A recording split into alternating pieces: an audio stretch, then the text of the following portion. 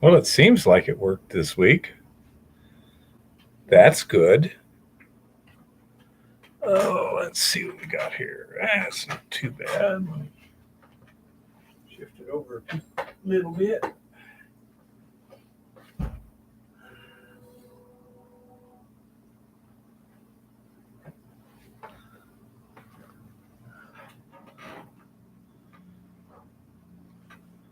Okay. It actually seemed to work. Last week, that was the first failure. The cable people were here this week, and hopefully they fixed some things up. Although they were working mainly on the TV cable. Hey, David, how's it going? But it's the same company, so there might be some stuff there. I don't know. The internet died on me in the middle of the week, and we had to reboot the routers. I think they're called. Yeah. So we shall see what we shall see. Anyhow, um, so as you probably all noticed, um, Walt got a hold of me yesterday or the day before, I forget, and apparently he's got some problems, and he wanted me to kind of put out his GoFundMe, and also he does make some crushers and stuff, like some chain mills and things like that. So if you're looking for some equipment like that, you might want to check out the link there too and see if that's suitable for you. I have not seen any of his equipment in person. Okay, so I have no feedback at all on that. He's been a nice guy. I haven't met him personally. We've had contact over the phone and things like that. He's been generous. He's the guy that gave me the GoPro, for example. So anyhow, I want to wish Walt all the luck. It's the middle of the month now, so we're a little tapped. But as soon as my next Social Security check comes in, I'm going to donate some to him. So anyhow, uh, although I don't know if I should, he looks better than I do.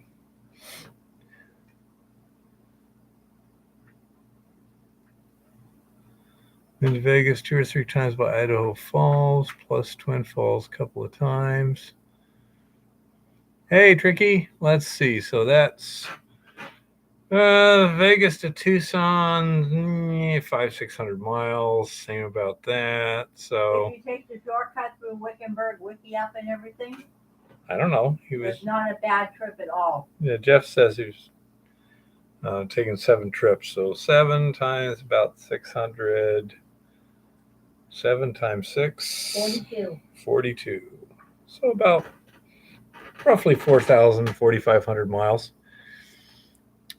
Anyhow, haven't really done much mining this week or mining stuff this week. I did a little testing here, and I was trying to ascertain whether the freezing phenomenon was useful for increasing the sensitivity of the spot test. Tricky, if you look at the thumbnail and the description for this, you're going to see a gentleman. His name's Walt, and his wife, and he just got diagnosed with stage 4 pancreatic cancer. So he's got a GoFundMe up, and he also makes some um, small chain crushers and stuff like that. So I put his website there too. Yeah, pretty much Tricky. Not sure, Jimmy. Haven't heard from Dave. I know that he's sent out some more samples, and we're kind of waiting for assays. I got to pan them on the porch. This is kind of a busy week doing miscellaneous other stuff. We had to work on getting Eva's health insurance reinstated and a few other things. Got a little trip tomorrow to do some stuff, just personal things. Thank you, Mr. Lodak. So basically, it's going to be a short and sweet. Well, I don't know. We'll see. We'll see what questions come up and stuff. But anyhow, I don't see Chris here. He's the best chemist I think we have. But here's our here's our spot test. Now, this, when frozen, yielded this concentration at the bottom of the test tube, basically. And this right here was just a sample. It's the bottle roll from about a month or two back. Still got the hi Brian stuff there, and I've noticed that big problems is this brown stuff. Not sure what it is.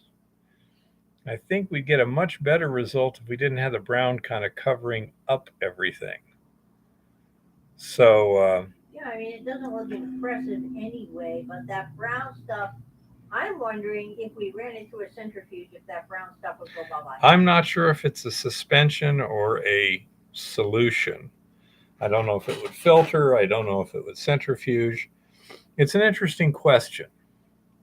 I suppose We can find out. we could, well, with those tubes, we could probably go, we could ask the lab guy if he'd just centrifuge it for us.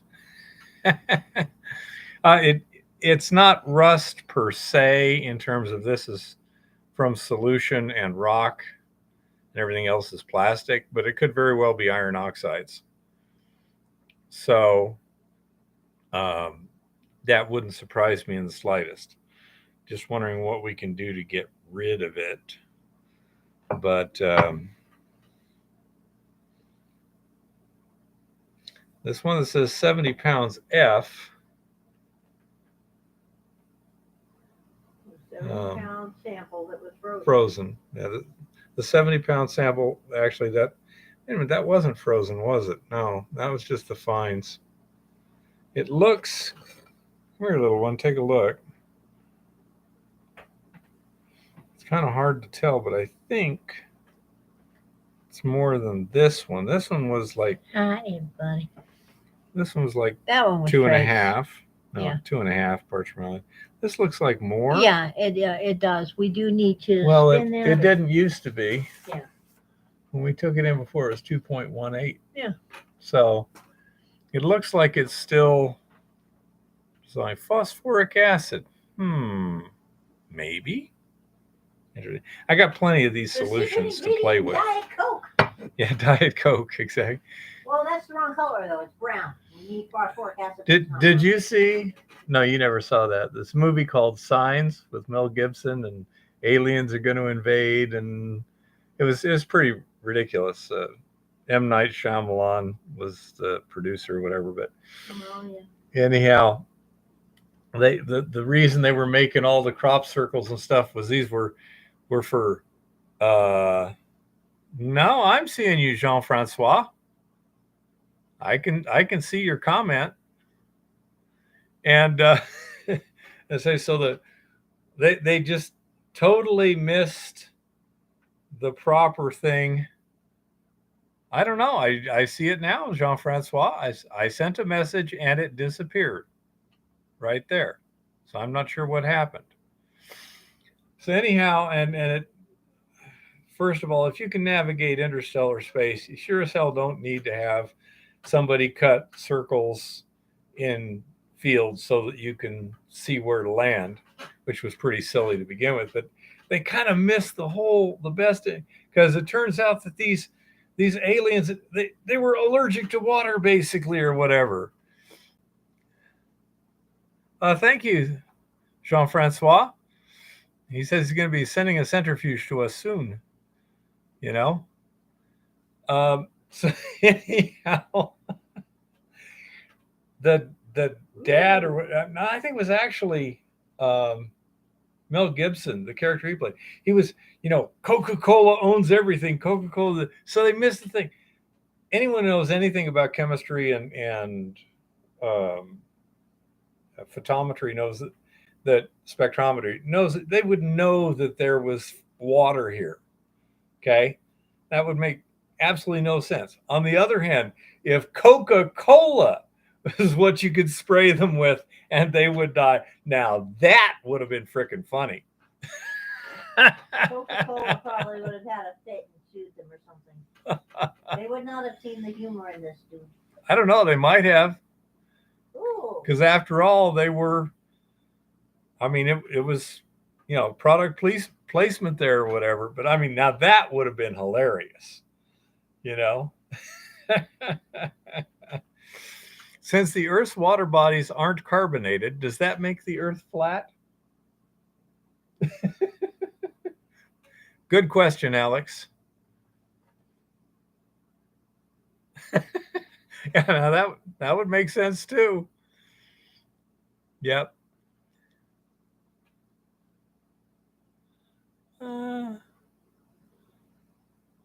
All righty, Tricky.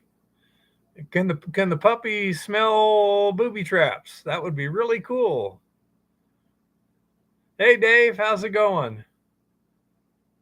Why are your messages getting retracted, Tricky? Are you deliberately doing that, or is something happening? Let's see how your other messages are. No, that one hasn't retracted. No, those aren't. I don't know. Okay, I'm watching right now. It says not sure. We'll see if it disappears. Is it like, it's got a thin skim of ice on it right now, Jimmy. And I talked with Lauren and he says, yeah, it's February where the burbot are spawning and stuff. So, yeah, and he was happy with the idea of you coming up here and let's go burbot fishing and let's slay them rascals.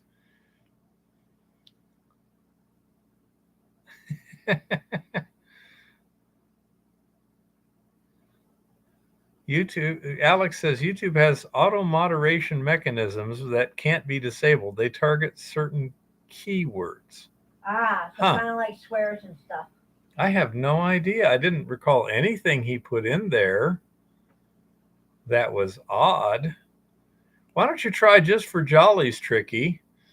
Like block copy or retype like the first 5 or 6 words on that last message that got taken out and post it and see what happens. And then we'll do some more and see if we can figure this out. I didn't think he did either. They disappeared so quick I didn't have a chance to really study them, but neither one looked weird. Well, let's see who's calling. My brother. Hey, Randy. Oh, live stream's going just fine. It's Monday. Okay, here's the joke of the day on my live stream. Are you ready? The oceans are not carbonated. Does that mean the Earth is flat?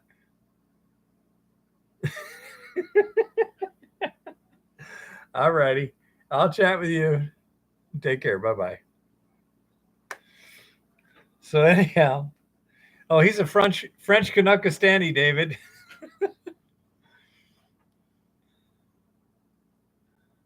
Earth it flat.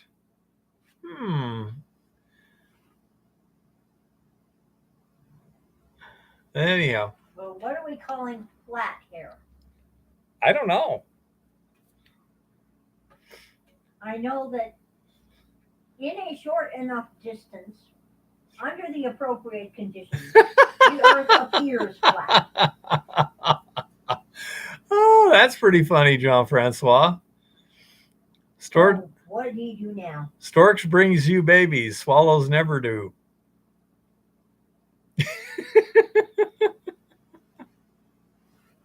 Jean-Francois, go wash your mind out with soap. Okay, ready. Brian, go for it. I don't have anything really much to say this week, so Jean-Francois said, LOL. Yeah, get your mind out of the gutter. Oh, but it's so comfortable down here. Gravity works. Y'all are terrible. Well, yeah. That's all I gotta say here. Y'all are terrible. I think the heat's up pretty high in here. Is that? Yeah, I'm gonna turn it down in a minute. Yep. I was cold. I was chilly. Go ahead with your question, Brian. He's probably typing like a madman.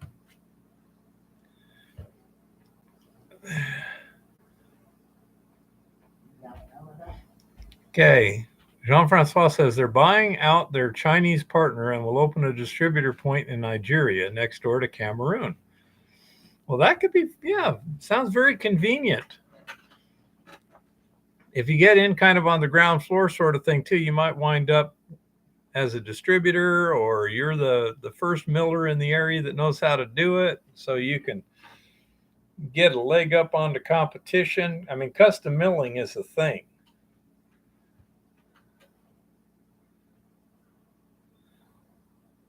In many cases, you know, if nothing else, eliminating partners, buying them out makes life simpler.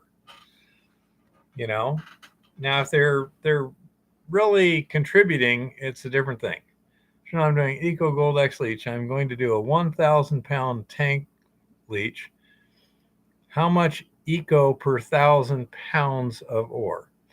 Well, first of all, what we do is we're using about 1.5 to 2 tons of solution per ton of rock of grind. So you're looking for, what is it, folks? A ton of solution is,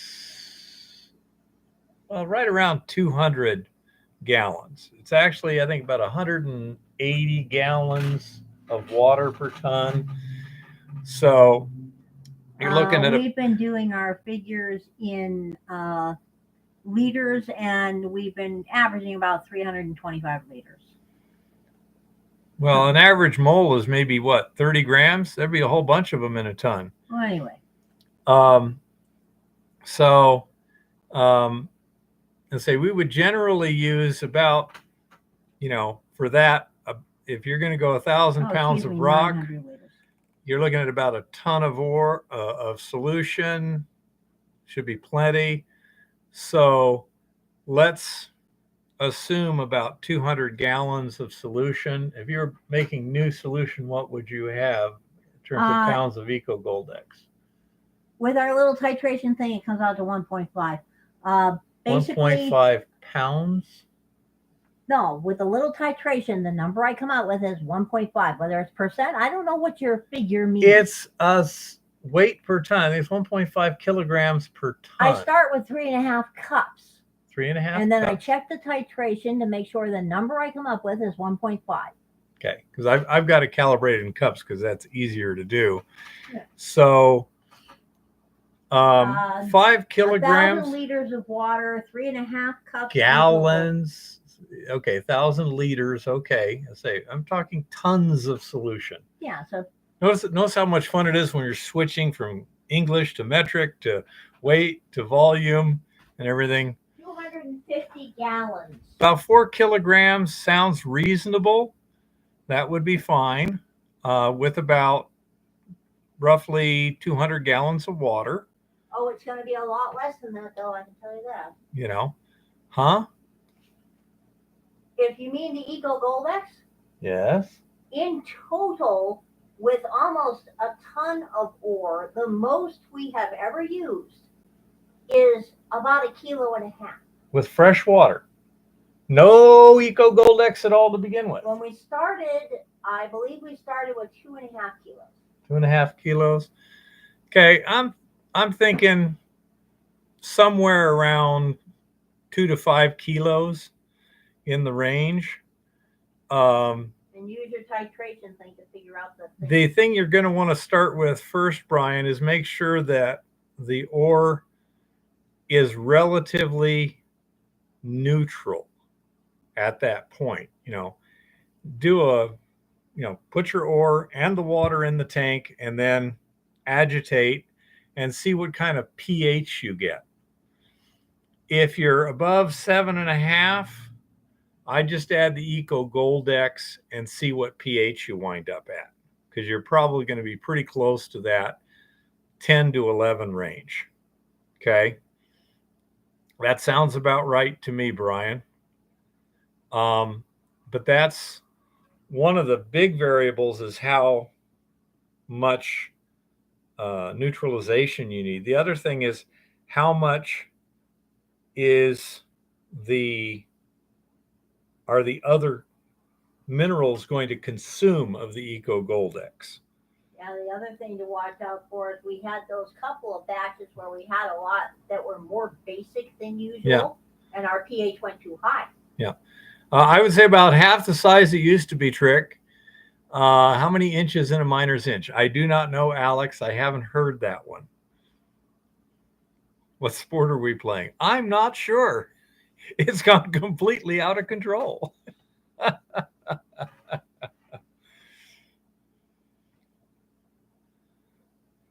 Yeah, that's why I usually, Brian, that's why I like to take a bottle roll first. That'll allow me to rough in all these variables first. And that's one of the big advantages of doing a bottle roll first.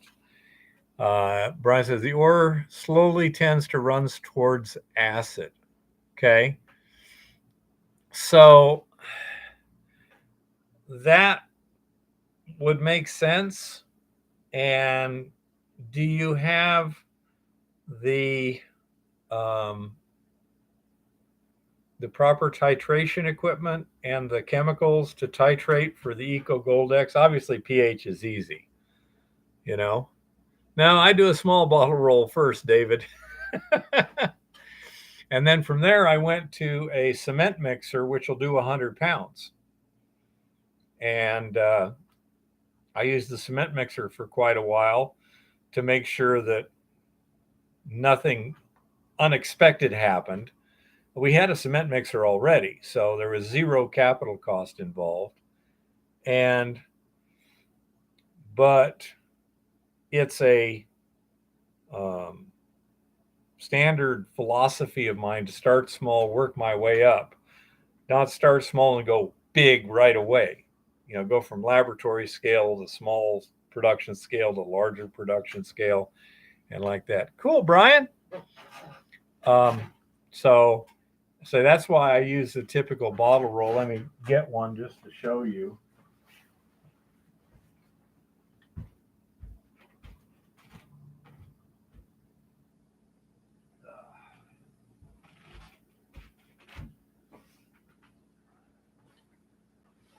This is basically, it's a half-gallon plastic jug, costs about, $2.50.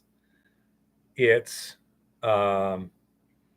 got 500 grams of solids and 1,000 grams of solution in it. This allows me to do things on a very small and controlled scale first to get everything kind of dialed in. But a cement mixer is a nice alternative. You can usually find a used one really cheap, or you can go down to Harbor Freight and pick one up pretty cheap. Let's see what Harbor Freight is charging for a cement mixer now.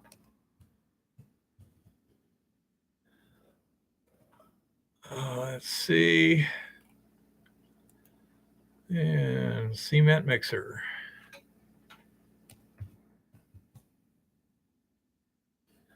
Cement mixer.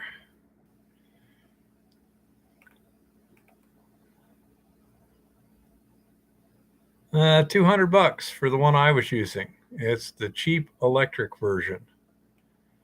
Yeah, and you redid the electric on it. Well, I had to do some repairs. Yeah, it was used, but there's a Bauer 4 cubic foot cement mixer, $379. Central Machinery, 3.5 cubic foot for $269, and the one I was using was the 1.25 cubic foot for $199. So you could, just doing the math, you could do a 250-pound batch in a cement mixer that costs you $269, electric powered. Okay. At least I'm pretty sure that's the one. They both look rather similar, so it's kind of hard to tell for sure. It might have been the 3.5 cubic foot one, but I don't think so. Anyhow, I say a cement mixer is a good way to do this kind of testing pretty cheap.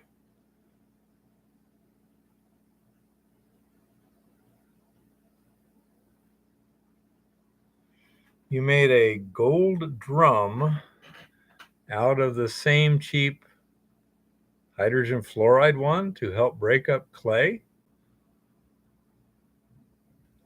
I think Harbor Freight. Okay. Yeah. But anyhow, I say something like that works pretty well for testing. It's cheap. It's got alternative uses when you're not using it for testing. And it allowed me to, you put bolts protruding into it's got paddles in it, Jean-Francois. It's designed to mix concrete, so it's got agitation already in it. And all you do is don't overfill it. And you don't have a real thick, like concrete would be much thicker than what you would use. Oh, jeez. Roger, Tricky. Hug the kids while you're gone. They jam up rather fast, huh? Interesting. Carbon fiber. I've seen fiberglass as a reinforcement, but I've never heard of conductive concrete using carbon fiber. What was the hazardous material situation there? Is that very dangerous for breathing and such? I've heard graphene has got a potentially rather significant hazard to using it. But anyhow, I say that's kind of my philosophy on these things, is always just take it up a step and go as cheap as possible and verify the results before you add money. Because unless you're an expert, you've done it before, you're probably going to change the plan. Patent on conductive concrete. Why would you want conductive concrete, Jean-Francois?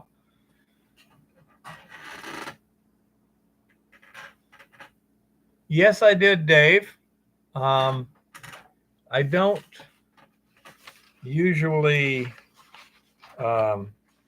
say anything on a live stream or whatever, but there was those two that were, what the heck is that?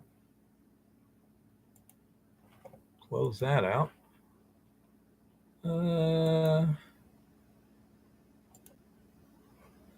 Those two were reasonable but not exciting.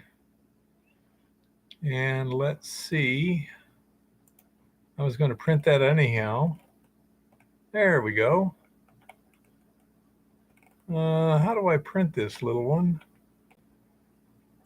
Hold on. I got a whole bunch of different ones. Probably going to print them all, I would guess.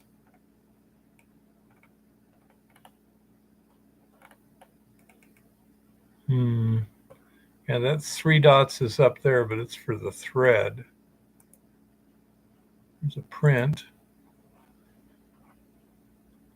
See what happens, folks. Please wait for the printer connection.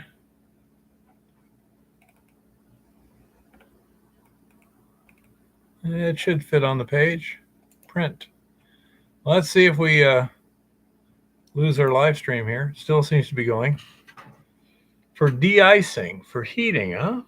They also use conductive concrete to properly ground high-power antenna structures. Okay. Yeah, let's see. How many gallons? 5 by 8.6. No, 232 gallons per ton. I heard 8.6.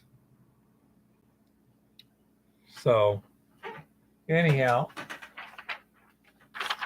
yeah, there's the results there, Dave.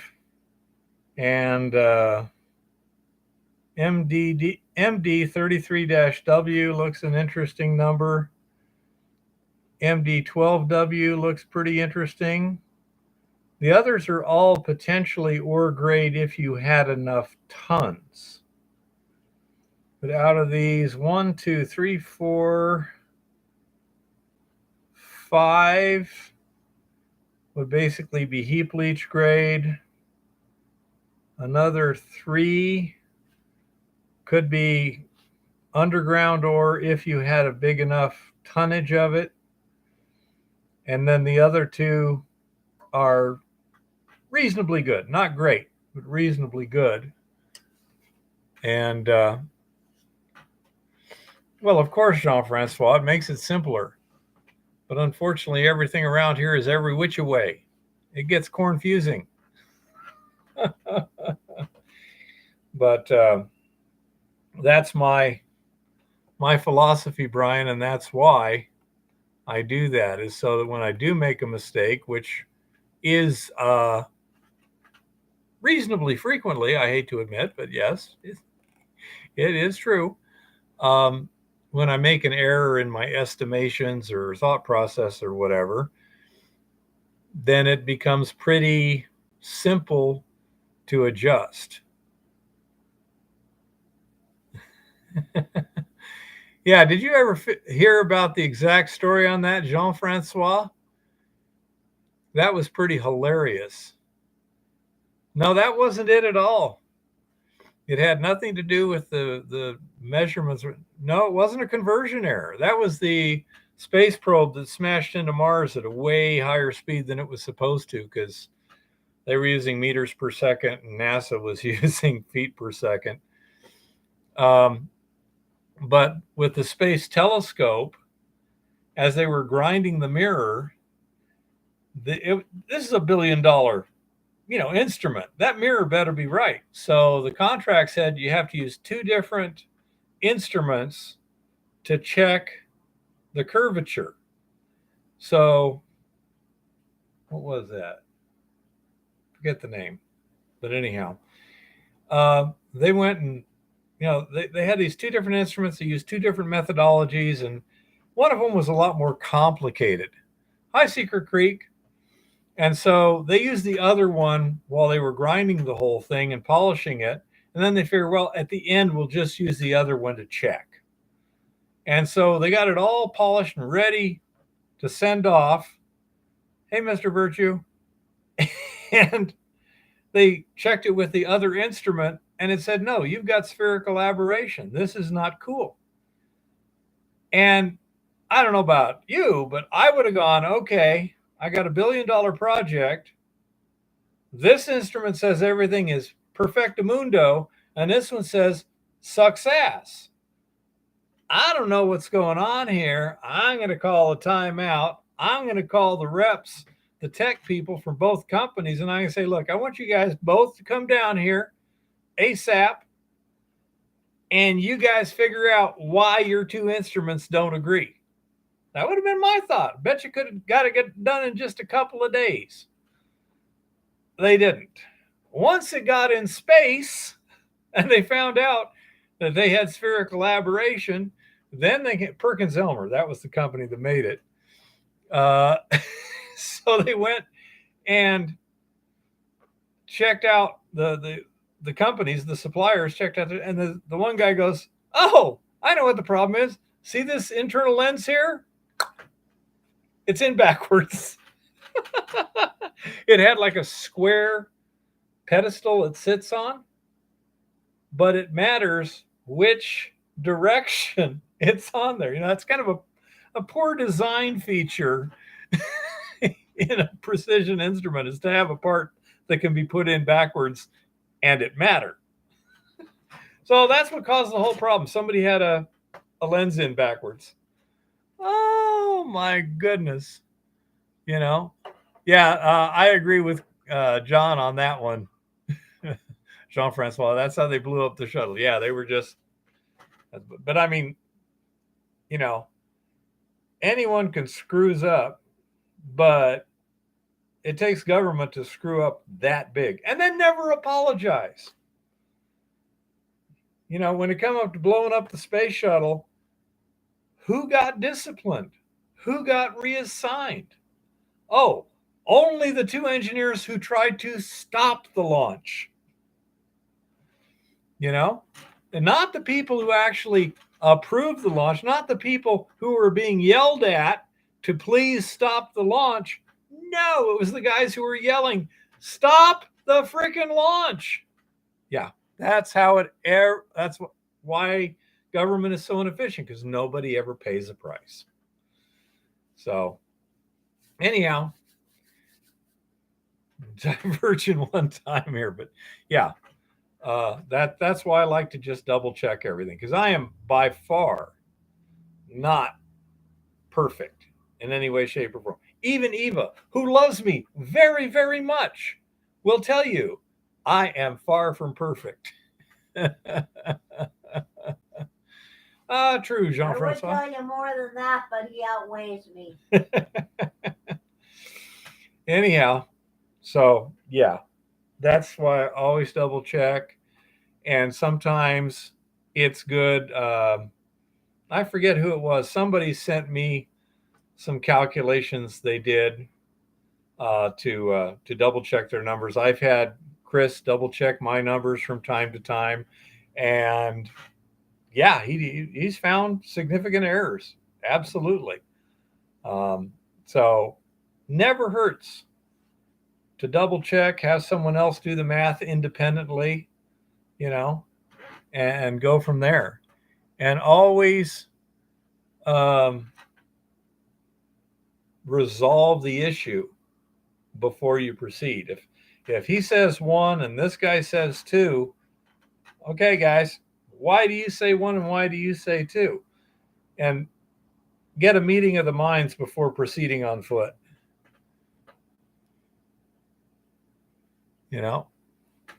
So yeah, it's double check everything. We are not, first of all, most of us are not experienced enough to reliably not make mistakes.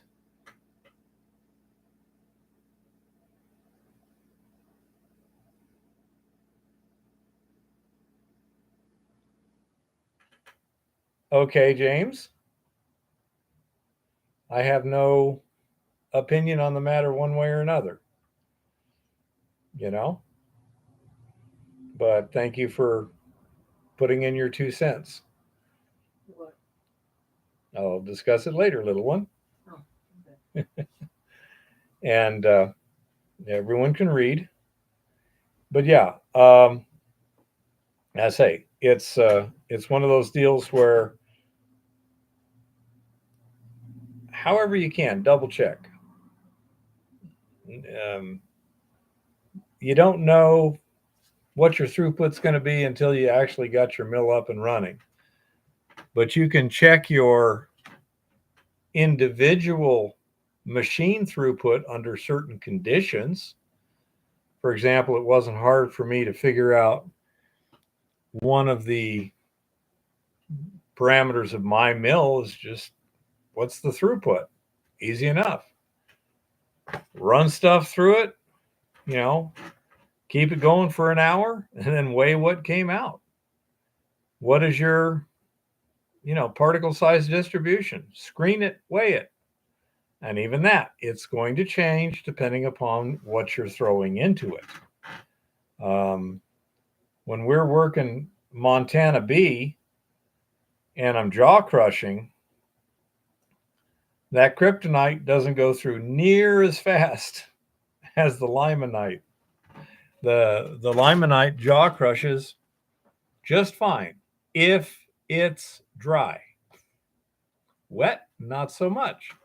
Again, these are important parameters to check before you spend a lot of money. If you are not able to reliably feed your mill nice dry ore, then you need to know what's it going to do with wet ore and what can you do about the wet ore.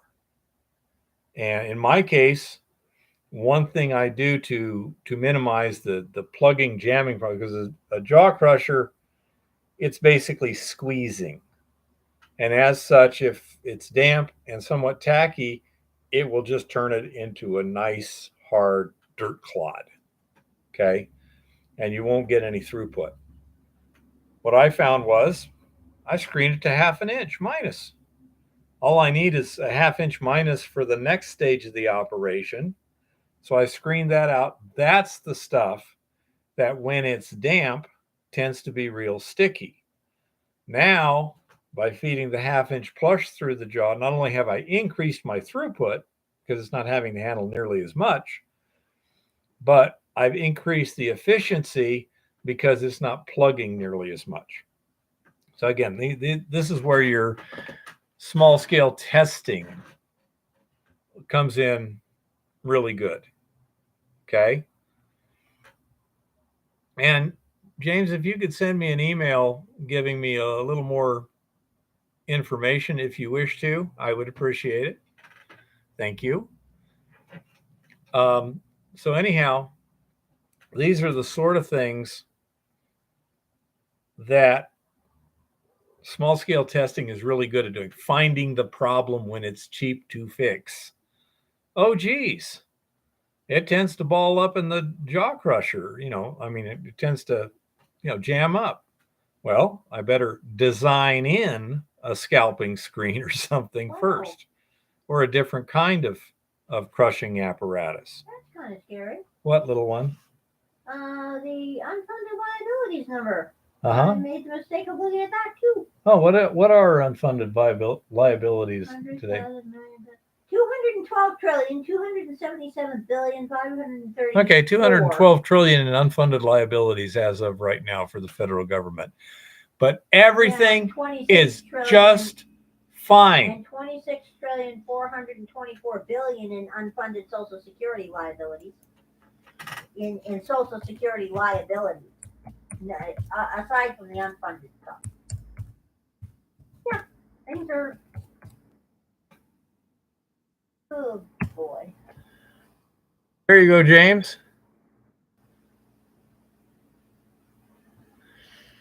Okay, Ryan. I have a Keen RC46. I think it's generally a well-built machine. Okay. The structure is robust. Things do not break easily on it. If you are crushing hard ore like quartz, tough quartz as opposed to like sugar quartz, you're going to have a lot of wear on the jaw plates. Okay. I hard face them on a regular basis, as in 12 to 16 hours of operation. Those plates last I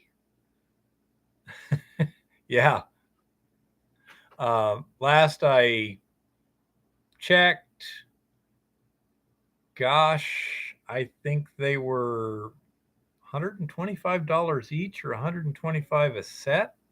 Kind of thinking $125 each. As such, that gets pretty pricey. If you have a fab shop or something, or a computer controlled plasma cutter, it would be easy to cut similar plates out of 1/4 inch hardened steel and just sacrifice them. They're easy to replace. Okay, not a problem. Last winter, we repaired the side plates where the movable jaw is working, stuff gets in between there because, of course, it's got to have a gap. Okay, that sounds about right, Dave. That's what I was saying, about 125 each. But anyhow, so it gets behind it, and so it wears the side plate out. So in my case, and this was the first time I'd done it, I don't know how many hours of operation, at least 100, maybe 200 hours of operation. We pulled it apart and we filled with regular welding rod and then top coated it with hard facing rod and then ground it smooth so that the movable jaw, now the side plates are good. So don't assume that it's just going to run forever. It doesn't. The rolls, they do not have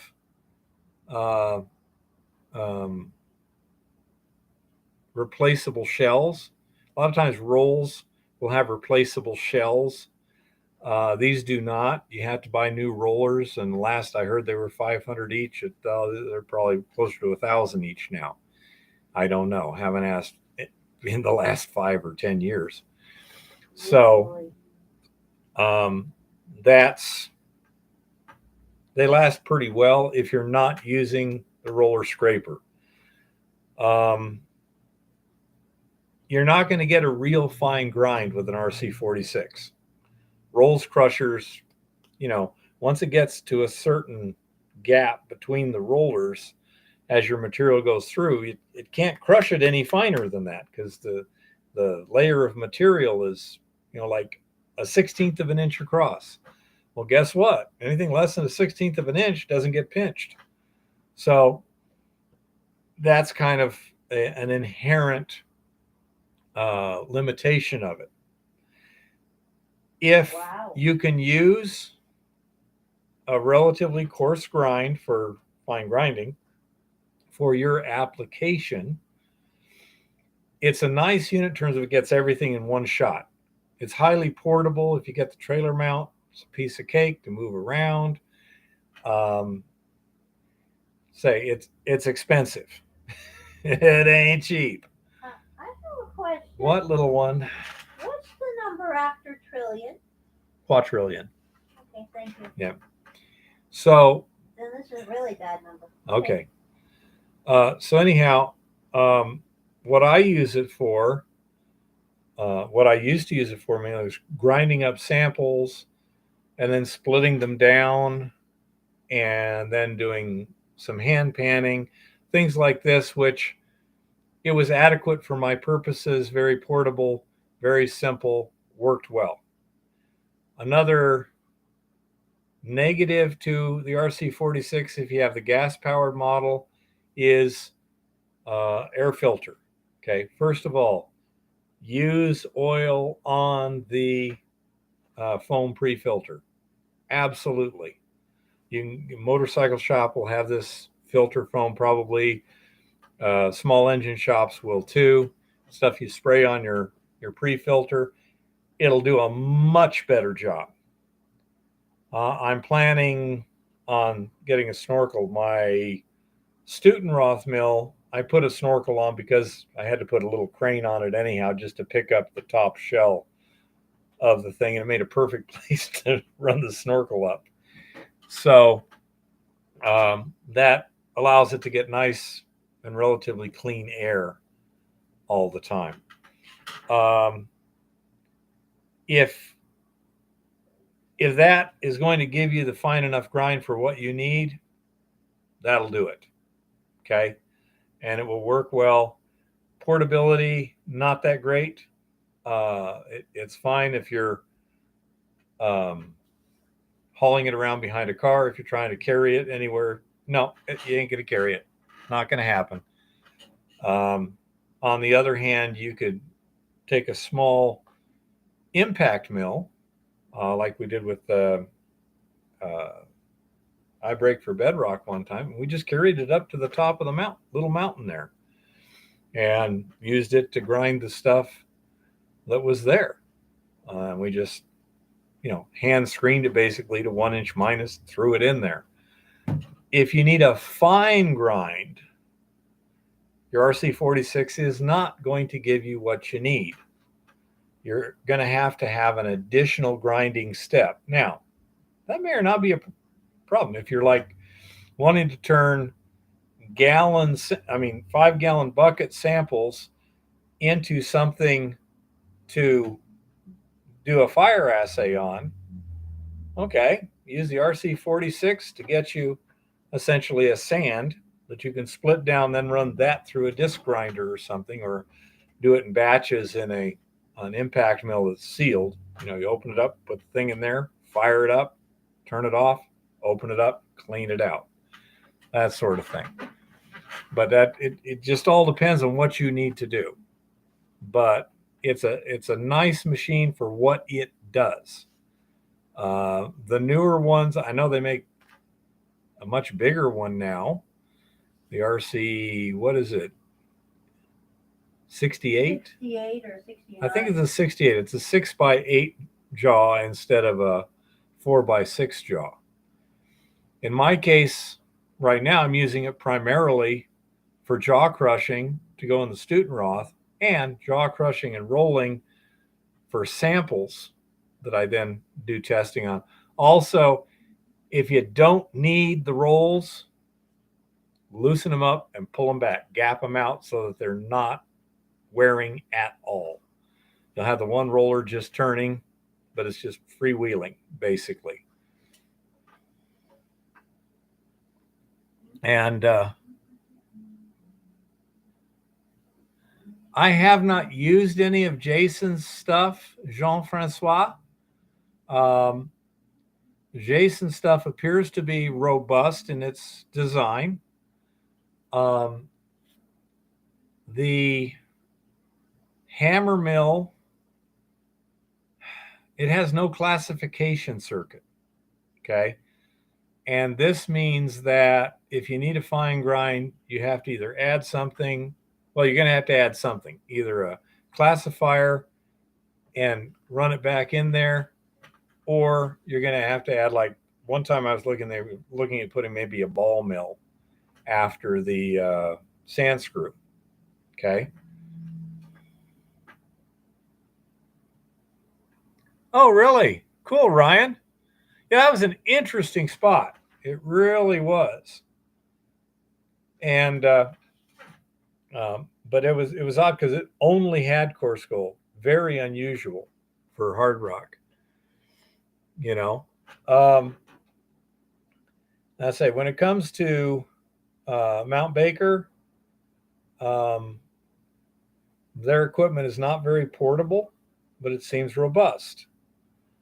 I don't know throughputs, consumable costs, operating costs, or anything. So I can't comment on that because I simply have no information. I do like some of the videos he's been putting out recently. I thought they've been very well done and very informative. But and his project is really cool. The table that he's using looks, from what I can see over the internet, like a reasonably well-designed table. But not necessarily a small world, Ryan, but it's a small group of people. Serious gold miners are different from recreational prospectors. We've actually been to Mount Baker mining. No. When we were up there in Washington, we went and saw one of their tables at the factory. I don't recall ever doing that. Long time ago. Nope, I don't remember it.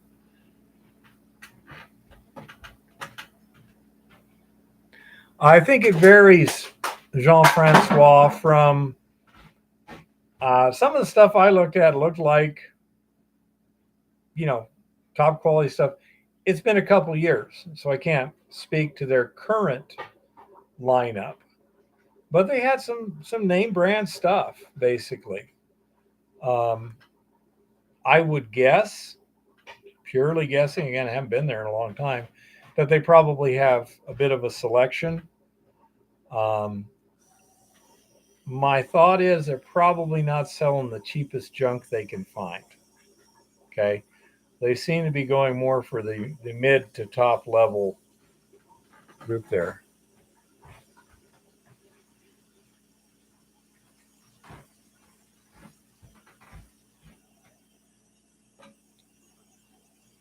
I haven't seen the grinder part, Kodak.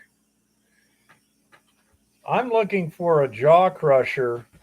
If anyone sees a jaw crusher, around a 6x8 jaw crusher, reasonable cost and easy to, either cheap and easy to replace jaws, or something where I can replace the jaws easily and just re-hard face them.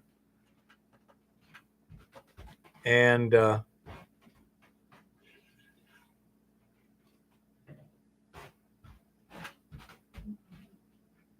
that's interesting, Jean-Francois. I would have thought the shipping would be just outrageous. I guess if you're not in a big hurry and you can stick it in a shipping Connex, probably not too bad. If you have 3, 4, 5 weeks, doesn't matter, and it can go in a shipping container. Yeah, probably. Another nice thing, Jean-Francois, you don't want it to get to Africa and then decide, ooh, there's stuff I want to add. Set it up over here, hook it together, get everything working smoothly, adjusted and balanced, and then go ahead and break it apart and ship it, because it'll be a lot easier to do the tweaking and fabricating here than it will be there.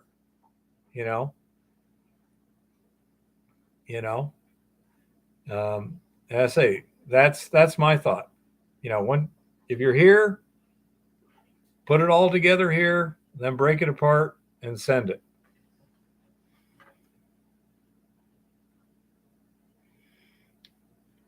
That is entirely possible. That in third world countries, they tend to get pretty good at whittling carburetors out of aluminum and things like that.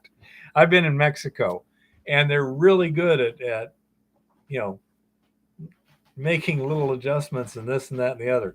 That's one of the reasons why my impact mill, it's so simple that they could easily build one in a third world country, and they could either hard face the plate. Again, in my case, I specifically designed it so that the wear plates can be hard faced on edges, which is 90% of the wear is right on the edge. So you just keep hard facing it, no big deal. And then if you can make it out of flat plate and welding rod with one round shaft and a couple bearings, that's something that they can do over there. Okay. And those wear plates are something they can refurbish or fabricate.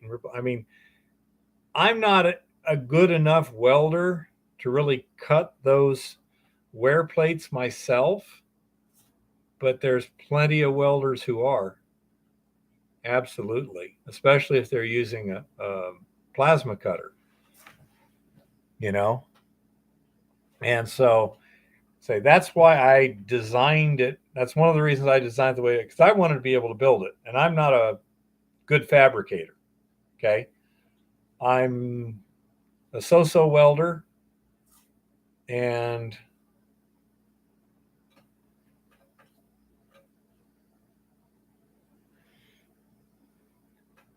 yeah, well, she may be right. I don't recall even knowing about Mount Baker until after I was no longer there. No, we definitely stopped there. Yeah. Because it's up there by Bellingham. Yes, it is by Bellingham. And I never remember stopping by any mining place near Bellingham. End of story. I don't remember any such thing. First time I heard about Mount Baker, I thought, wow, if I'd have known about this when I was in Bellingham, it would have been cool to go by there. That's my memory. Okay. Yeah, Jean-Francois, I think that the sluice materials could be pretty interesting, you know, absolutely. Yeah, Jean-Francois, I agree. I say that, and that's what it was designed to do. It was designed so that you could fabricate it essentially with an angle grinder and an arc welder. You know, my plans go through all the steps, and basically the last one I built, the one that I built for Jimmy, I had him computer plasma cut all the parts. And part of that is because that way it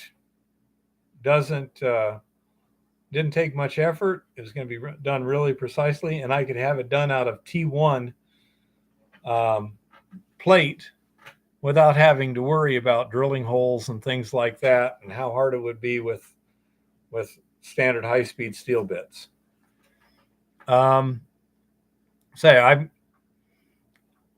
I have a Gold Hog mat. Next year when we get up and running again, we will probably be running tests where we got the Gold Hog mat, that VDR mat, that's the wide one. It doesn't have the little small riffles up top, right? That's just the little mini sluice, right? I do not believe the wide one has the small ripples. Right. So we will actually be able to test VDR and Gold Hog mat by putting them in the same sluice, running material over both of them at once, then switching which one's in front. So we'll be able to do a pretty good test there. Okay. And so that's something that might be helpful or not. Yeah. Say, talk to the experts, give it a shot. The nice thing is, mat's pretty cheap. If you're building your sluice boxes there and you got your pumps there and all this other stuff, then, and all you got the mat, yeah, that's pretty cheap, you know. Well, that sounds good. Jean-Francois says, Gold Hog said, send me a few pails of your soil and we'll send you an optimized solution.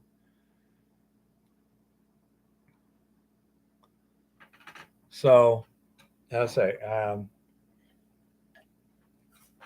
sounds good. I also like Mr. Lodak's point. It doesn't hurt to have different types of mat in the same box, because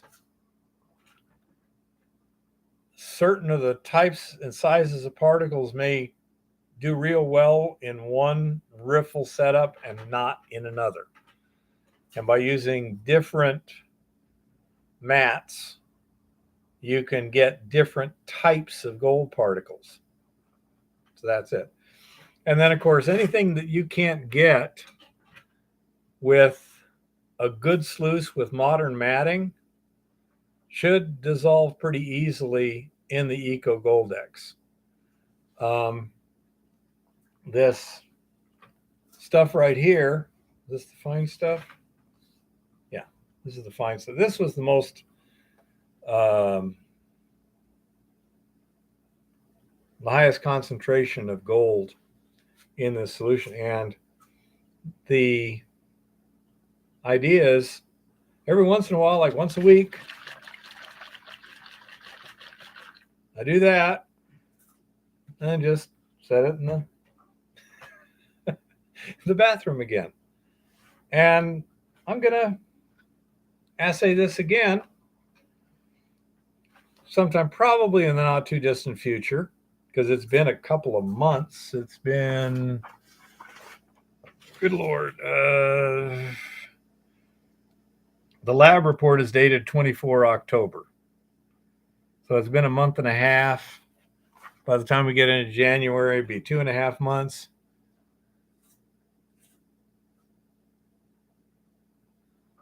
Yeah, I know. We're careful to clean things up, Jean-Francois. Yeah, it's. I agree with you precisely. The ore itself is likely got some toxicity to it. I mean, clearly there's stuff here besides gold. Not sure what, but we're very careful to wash everything, the counters and all this other stuff. But we don't have any arsenopyrite, but that doesn't mean there's no arsenic.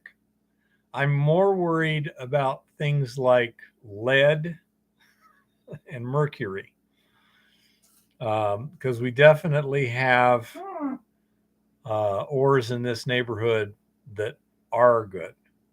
Oh, that's really interesting. So, as I say, we're pretty careful with that kind of stuff. Although, once we get something going, we should probably also be doing multi-element analyses on the on solutions to get a good multi-element analysis of this, which would be good because it's a new ore too. Less than $100. So that would be a good idea. Let me write on the thing here. Write that down. I'll just put it on the lid here. Multi.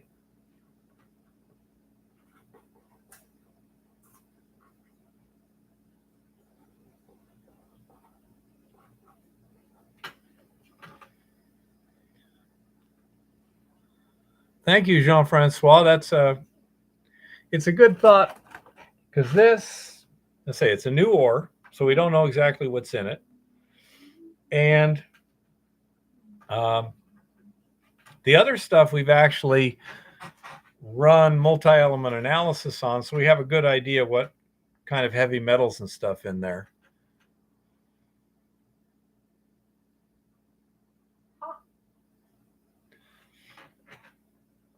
Yeah, another thing, Mr. Lodak, I like to do is just test.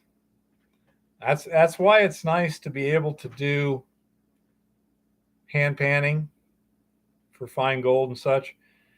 But you can also use, just go to the welding shop and take a magnet on the floor and pick up a bunch of iron particles, put it in with some stuff and test and see what's getting it good.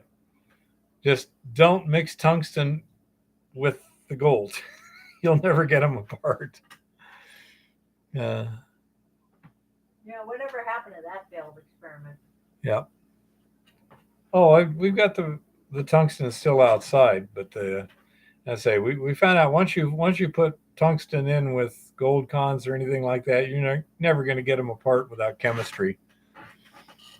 No, I have enough for my purposes, Jean-Francois, but if you have a good source of it, I take some with you for testing purposes, because it's the best, the closest thing to gold in terms of density that isn't outrageously expensive. I mean, platinum group sucks, but tungsten is pretty cheap and it's damn near identical.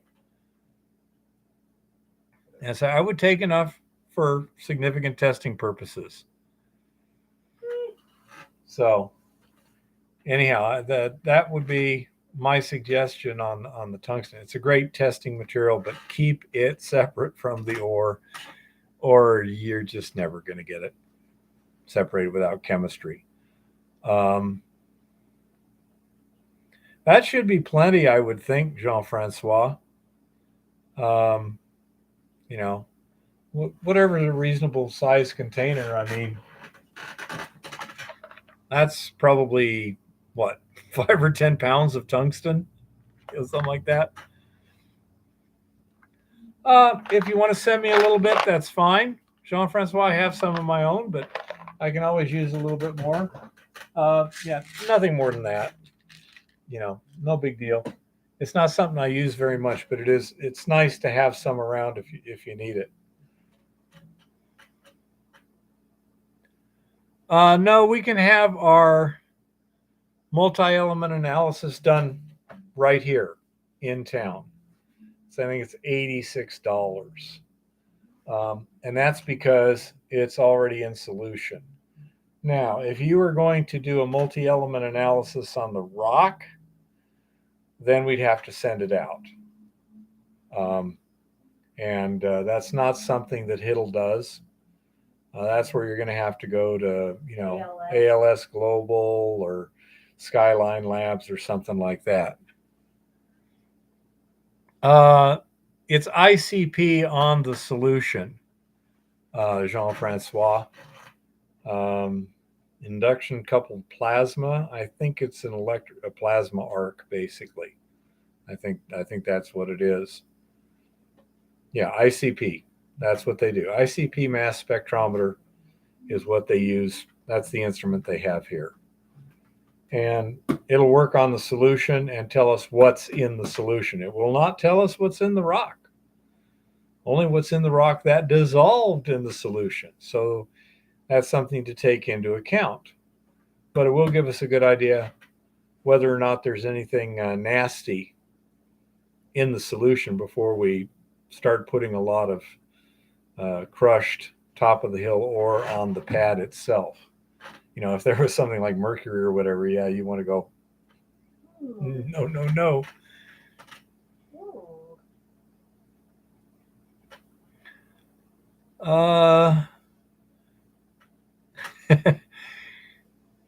Spectrometer is about $8,000.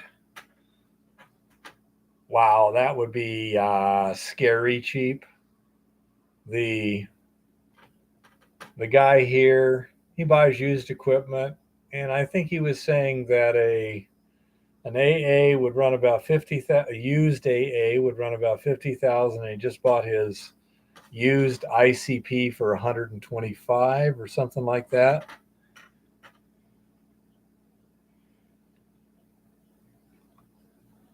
That's a very, very scary number. Yeah, XRF for less than 10,000, sure.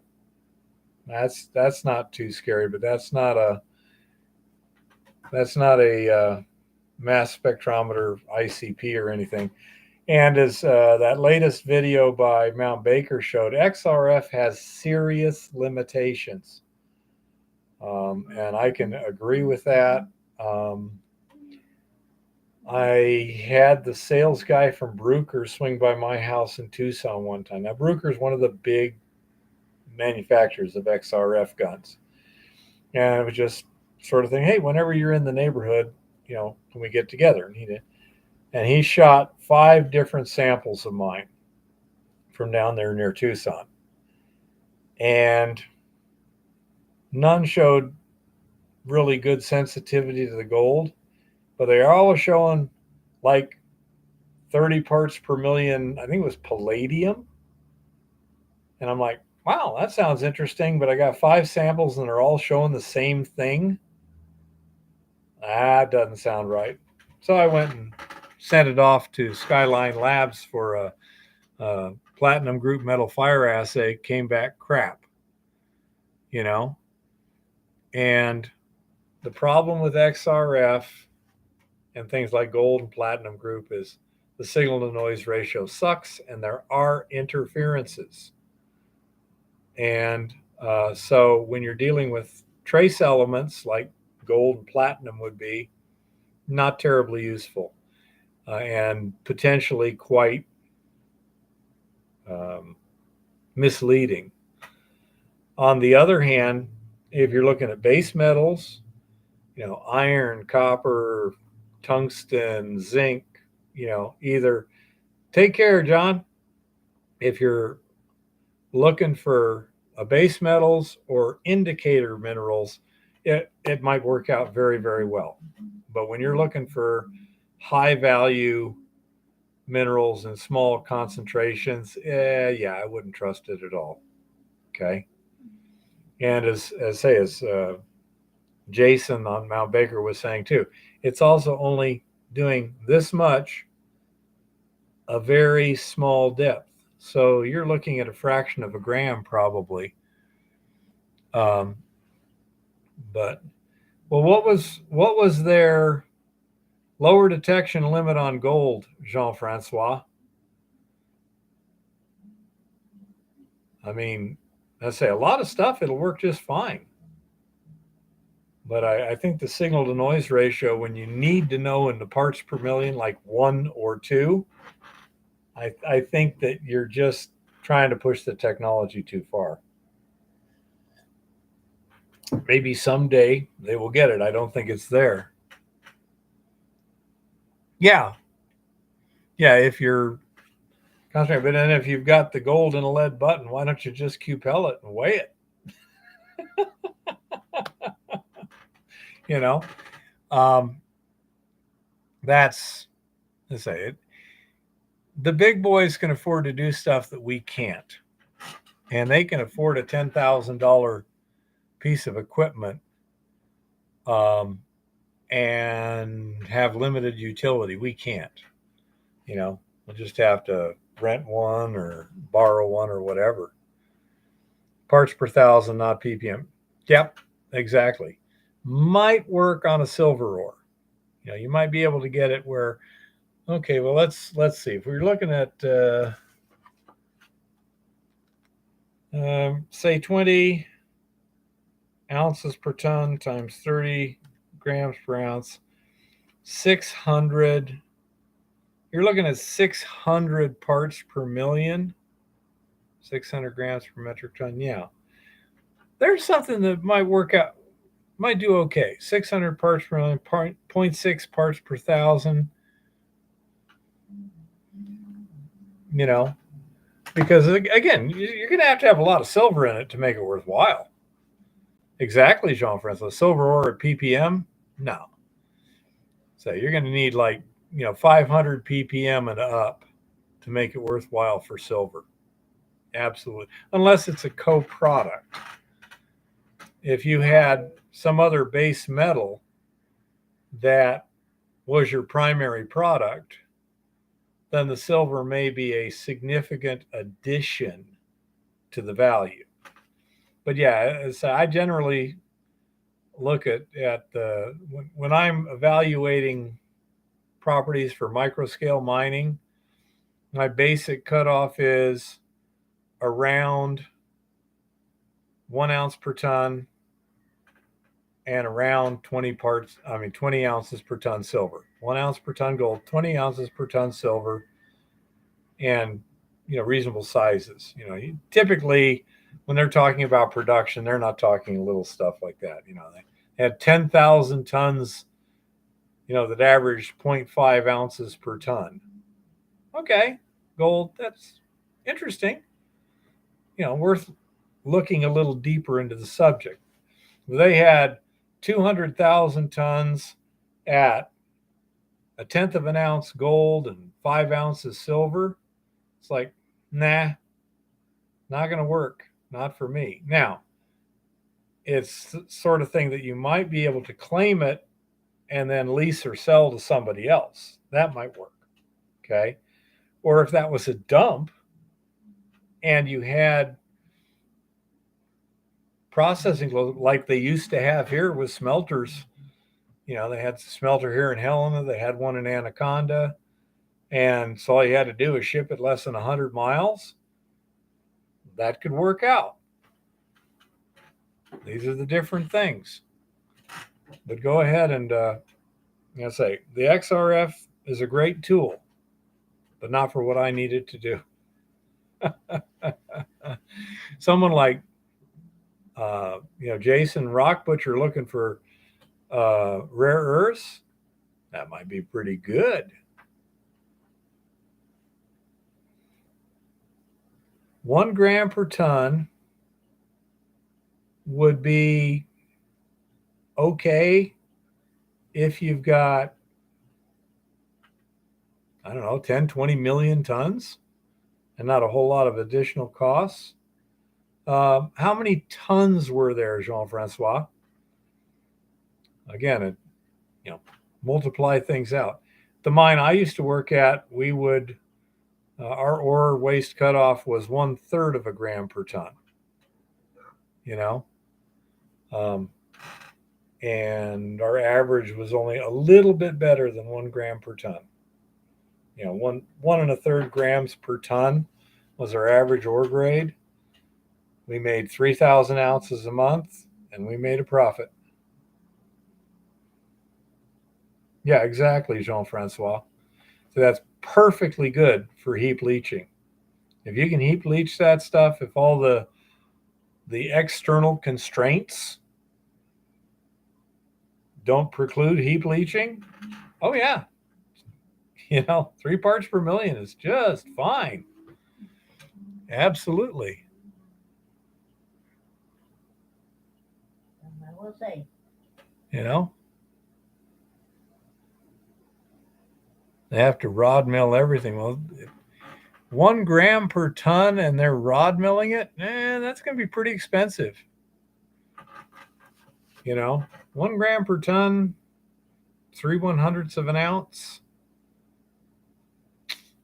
They're going to have a pretty efficient mill.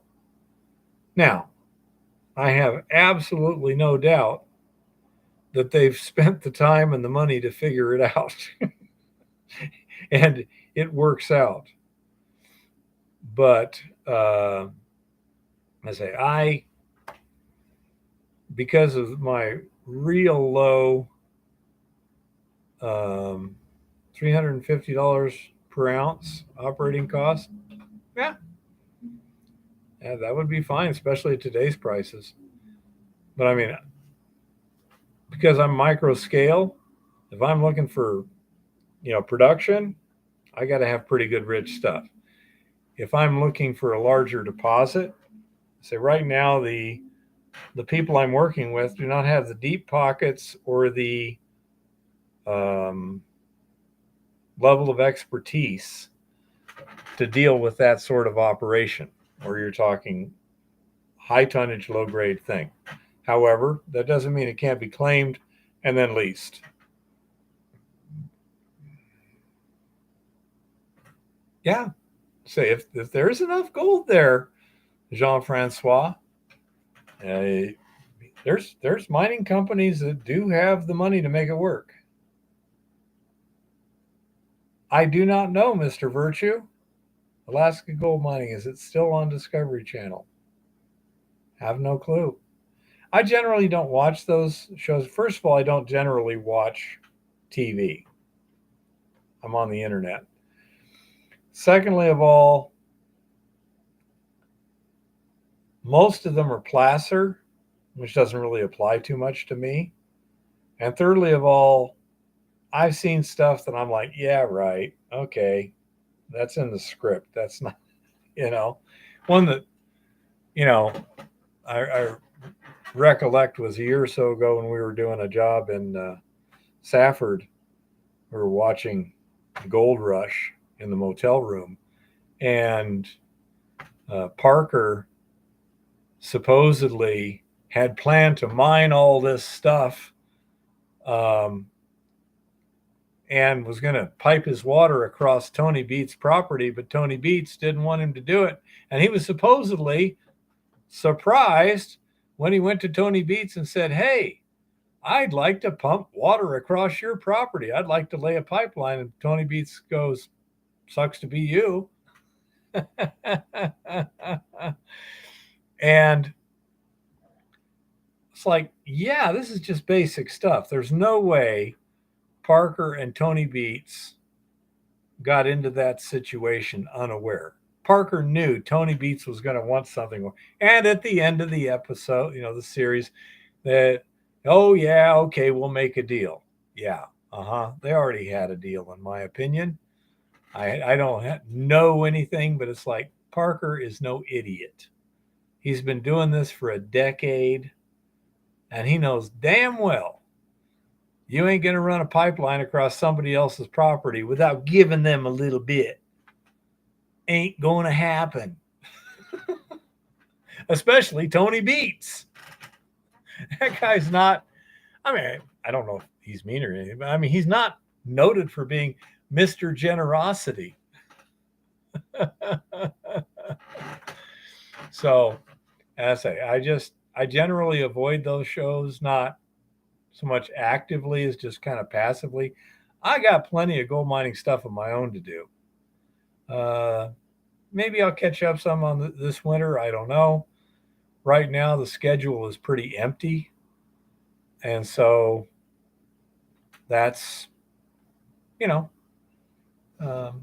may open up some stuff. On the other hand, I do not like sitting around. And we shall see what we shall see. I do know that I'm going to be helping Lauren a bit this winter. He's got to have some shoulder surgery. He's going to be laid up, and he's got equipment maintenance to do. So I can help him on that and learn how to do equipment maintenance. He is not going to be paying me because, money's tight, which is fine. Say, I don't like sitting around. And cool, Mr. Lodak. Yeah, I mean, Bering Sea Gold was pretty cool. I've watched some of that, but again, it's not my gig, and I'm kind of busy. It's not so much now, but I mean, for the last 6 months, we've been working essentially nonstop. We're either in the field, dealing with stuff we got while we were in the field, getting ready to go in the field, or taking care of the stuff that we need to take care of that we can't do while we're in the field. So it's been pretty damn busy, but we have a great time. Let's say, so this winter, I know I'll be spending a fair amount of time over at Lauren's house. For a while, he's going to have to be real careful. That guy's a hard worker, and he's going to have to be real careful not to mess up that surgery. It's going to be tough on him. He's a harder worker than I am, so it's going to be tough on him. And but I will get to learn a lot of interesting things. So that'll be fine. There's some other stuff that may happen, but not like last winter when we were working all the time in the lab figuring stuff out.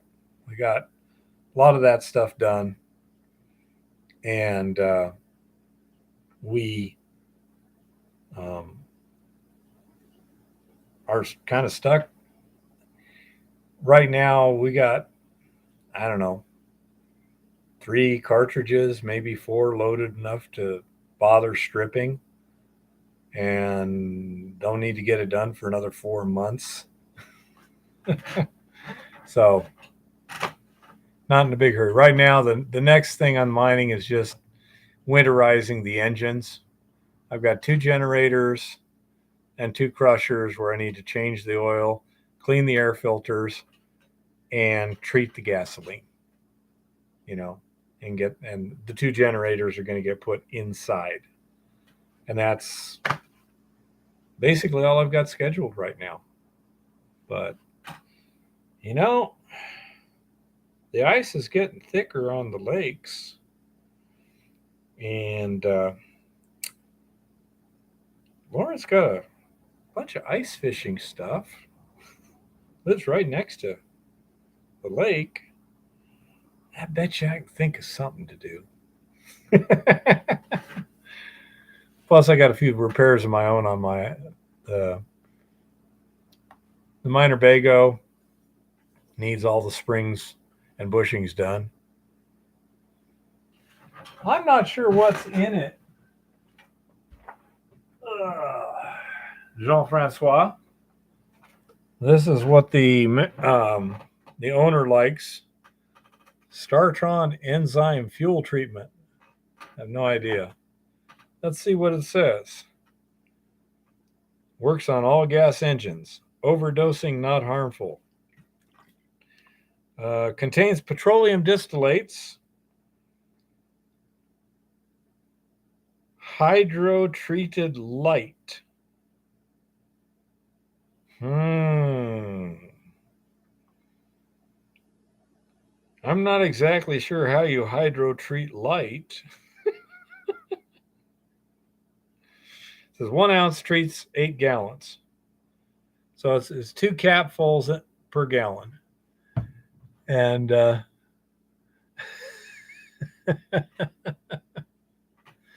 am a little say, not my engines, but he says this stuff has worked for him for years. So I said that's the plan.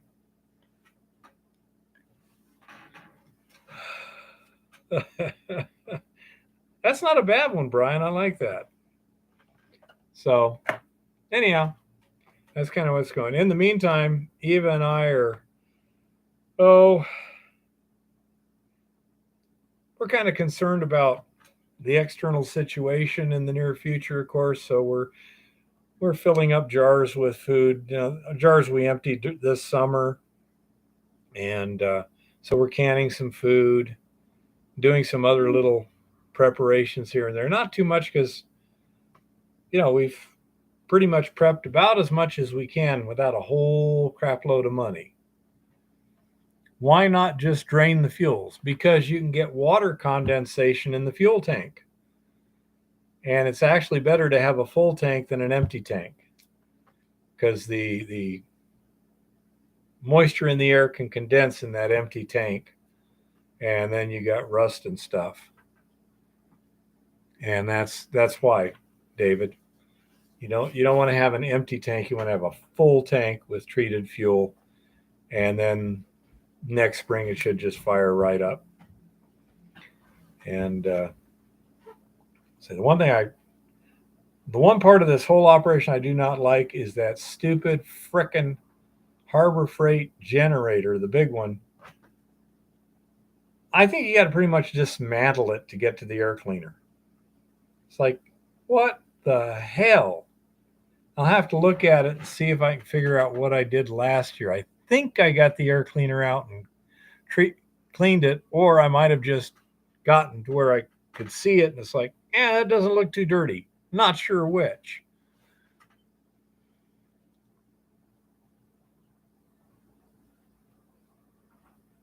Well, that thing is generally finicky anyway. Yeah, that would probably work pretty well, Jean-Francois. If you're going to do it for a long time, we're talking, we'll be firing them up again in about 4 months is all. So it's not going to be that long a time frame.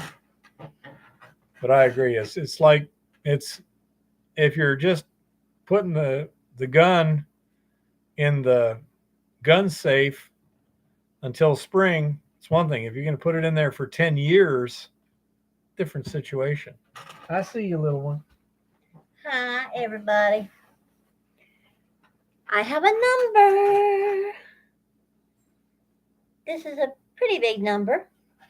33 trillion with a T, 908 billion with a B, 64 million with an M.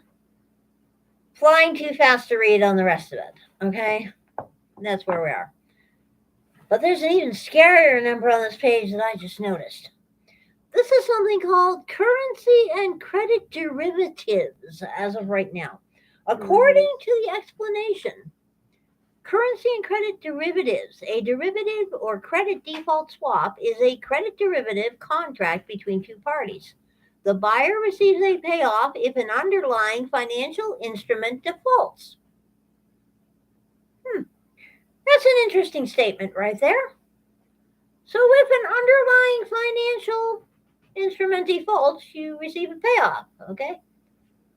That number is 636 trillion with T, 481 billion with a B, 422 million with an M, moving a little bit too fast for me to do the rest. Okay. Yeah. Hi, Mr. Virtue. And hi, Jean-Francois. Comment allez-vous? Yeah, they create currency out of debt. And the goddess still has an issue with that, okay? No. Currency. The goddess has an issue with that. But you really ought to go to usdebtclock.org. There's all kinds of other charts there. And up in the upper right-hand corner, there's a little tiny brand new box that says Secret Window. And when you open the secret window, you see interesting quotations and cool shit. And then you can close the secret window so you can read the other stuff. But there's all kinds of interesting figures on here, like the number of people estimated to be living in poverty, or the total Social Security liability at the moment, which is over 26 trillion. Just saying. Little things like that. Now, this one I found quite interesting. There are apparently now 23,233,675 millionaires with an M in the United States. At the same time, the top 1% average wealth figure is 18,202,051. Okay? Means that half of the 1% make more than that. Half of the 1% make less. Okay? The bottom 50% have an average worth of $33,029, which was pretty interesting to see. It was also pretty interesting to see that the median income right now is $36,142. In 2000, adjusted for inflation, it was $32,137. So in 23 years, we haven't made much progress there. All kinds of bizarre figures are on this page. But anyway, that's that page, and we all know that absolutely nothing is going on in the news this week. Well, we can kind of, I don't know. Would you call somebody being arrested for threatening to kill Vivek Ramaswamy news? I don't know. Would you call a certain president of a university resigning news? Possibly. Though people are focusing more on another university president that was also in trouble for comments before Congress, who apparently committed the cardinal sin of plagiarism. No idea how that works. Oh, and I know you'll find this utterly shocking, but apparently now that Hunter Biden has been indicted for income tax things, we can't find out anything at all about how much Daddy knew about what Hunter was up to, or whether Daddy was participating in it, because somehow in the midst of these amazing indictments for tax evasion, they accidentally skipped indicting him for key years. They allowed this investigation to continue until a very key year, 2014, was beyond the statute of limitations. So yeah, the public will never find out what Hunter and Lord Malarkey were up to in 2014. It's just bizarre how that happens. It really is. Utterly and completely coincidental. In other utterly and completely coincidental news, if you're interested in hearing about apparently a very, very popular vaccine, might well cause psychosis. Rather bizarre, that is. That would be on Zero Hedge. Okay? I'm crazy about vaccines. Along with stories about people just continuing to drop dead at higher rates than expected. So there is that too. But of course, other than that, there is no news whatsoever. everything is just wonderful. The goddess will say, I believe that we shall have a great deal of fun watching President Milei down there in Argentina. I like this dude. Now, mind you, the goddess was quite impressed with this dude when he said he ran for president because his dead dog told him to. That is an excellent campaign strategy. But then, when he signed the inaugural presidential book after he got sworn in with something along the lines of, freedom forever, mofos, he used a Spanish word that means kind of something like mofos. That was really cool. And then when he immediately sat down and started going, afuera, afuera, afuera, and canceling federal agencies in Argentina, I was like, if he actually gets away with it, I'm going to be a very surprised person, but I will be extremely happy for the Argentinians. I wish we could do that up here. Afuera. Excellent person. And a very pretty lady was with him when he signed himself in.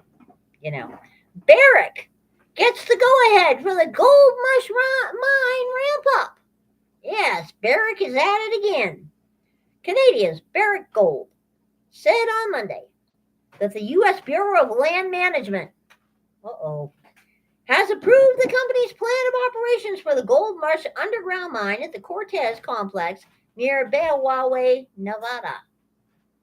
The gold operation run by Barrick's JV with Newmont Nevada Gold Mines is expected to start ramping up production in 2024 after the commissioning of the initial project infrastructure. The mine is expected to generate 130,000 ounces of gold in 2024 and grow to about 400,000 ounces of the precious metal per annum by 2028. Barrick, the world's second largest gold miner, operates NGM, which is the world's largest gold mining complex. It has a 61.5% stake in the business, with Newmont, the world's largest gold producer, holding the remaining 38.5%.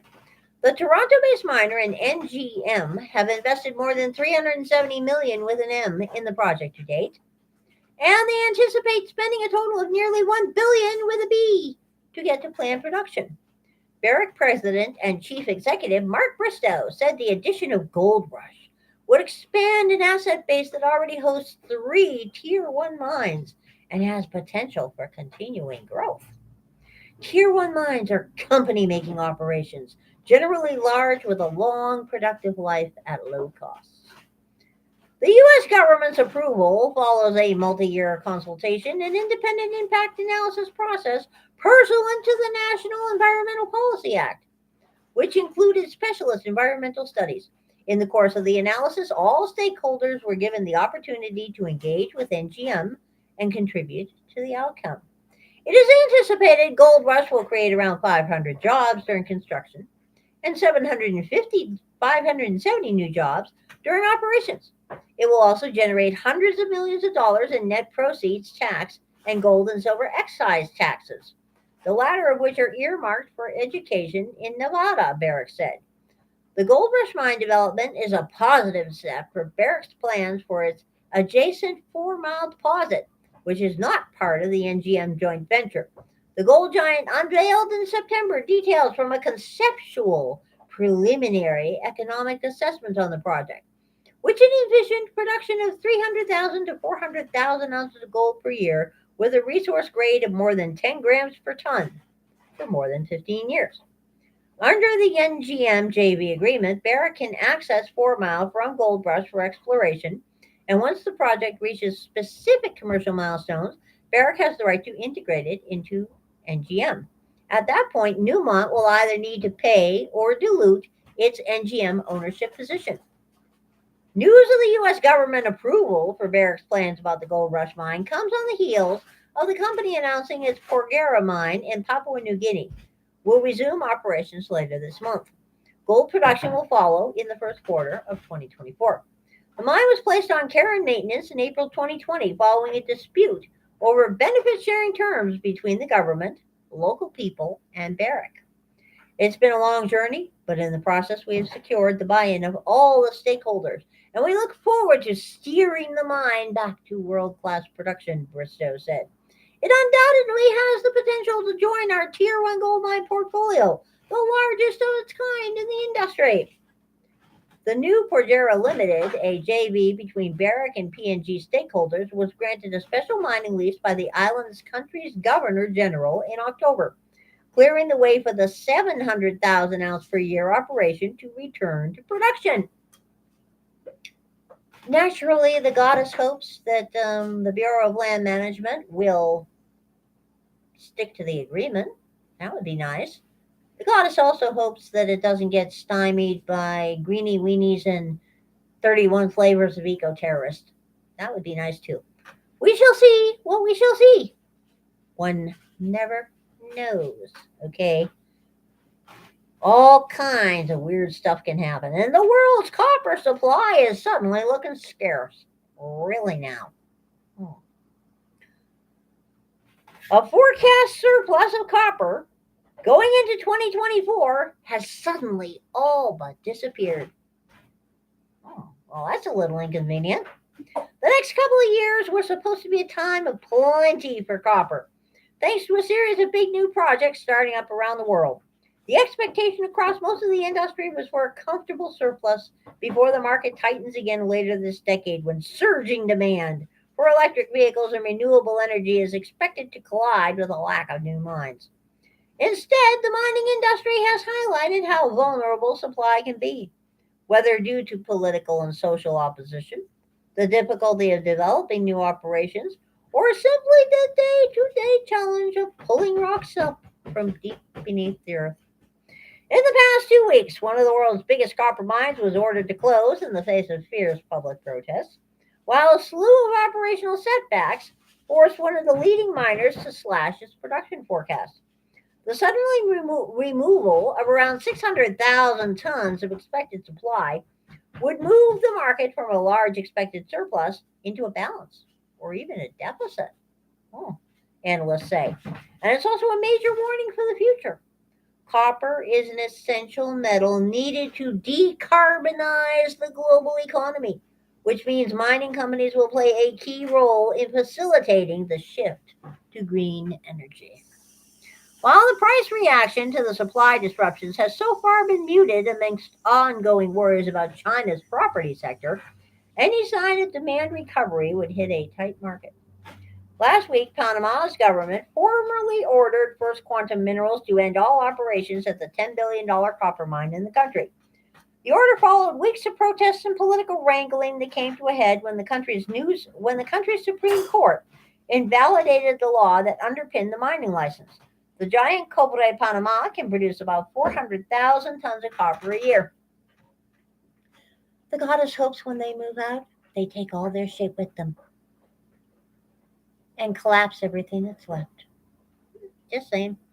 As the market was digesting the news that one of the biggest mines was closing, at least for now, Anglo American PLC delivered its own production bombshell on Friday with the announcement it will slash production from its flagship copper business in South America.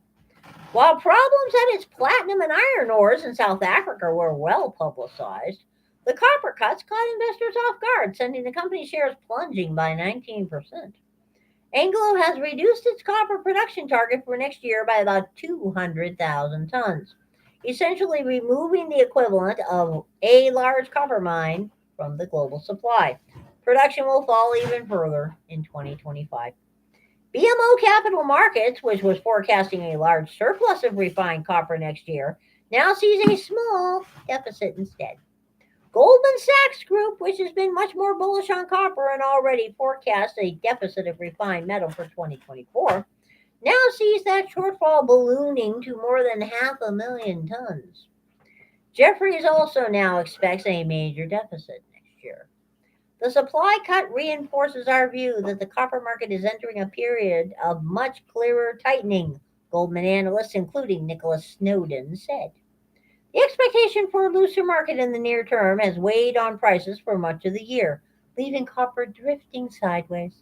In early October, the International Copper Study Group said it expected a surplus of 460,000 tons next year, the largest forecast for a glut since 2014. So we now have 400,000 out of circulation, plus 200,000 out of circulation is 600,000 out of circulation, and the surplus was supposed to be 467. So if the goddess's math is right, that means a deficit of 133. Yeah, but in metric, that's just a metric shit ton. Yeah, that's just a metric shit ton. Live copper inventories on the London Metal Exchange had surged since mid-year to a 2-year high, but have now retreated for 3 straight weeks.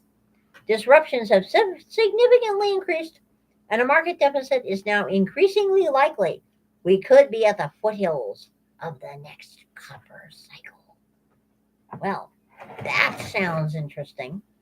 Oh, another thing that sounds interesting.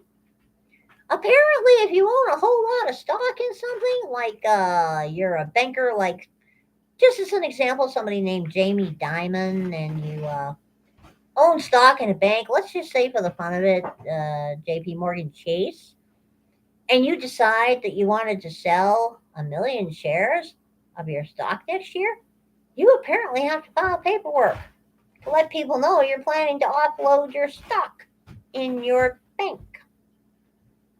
The goddess thinks that's actually a pretty good idea. But then inevitably, one has to wonder. 1,000,000 shares is an awful lot of stock to dump. The goddess has to wonder what old JD knows about JP Morgan Chase that the rest of us don't. Just, who knows? There was a gold mine collapse in Venezuela. It killed a dozen people. More information about this here. The collapse of an artisanal gold mine in southeastern Venezuela near an indigenous community killed at least 12 people, the government announced on Sunday. A landslide on Wednesday buried the Paraiba de San Jose de Guaramapa mine near the town of Icabaru in Venezuela's Bolivar state, close to the country's border with Brazil. Amid Venezuela's prolonged economic collapse, informal mining operations have flourished in remote mineral areas of the country, where thousands of miners work to extract lucrative metals, especially gold, in unsafe conditions. The accident-prone mines are run with little or no oversight from authorities, though the government often processes the gold into bars for its own use. Really now. Venezuela's indigenous communities have a complex relationship with gold mining, which can provide an economic lifeline but also cause deforestation, mercury contamination, and diversion of streams and rivers. In November, local non-governmental organization SOS Orinoco reported a previous landslide at the same mine. Venezuela's Risk Management and Civil Protection Agency said in a post on Twitter that it was providing food, water, and medical provisions to those affected, while also coordinating the transfer of the bodies to Puerto Ordaz, some 700 kilometers to the north.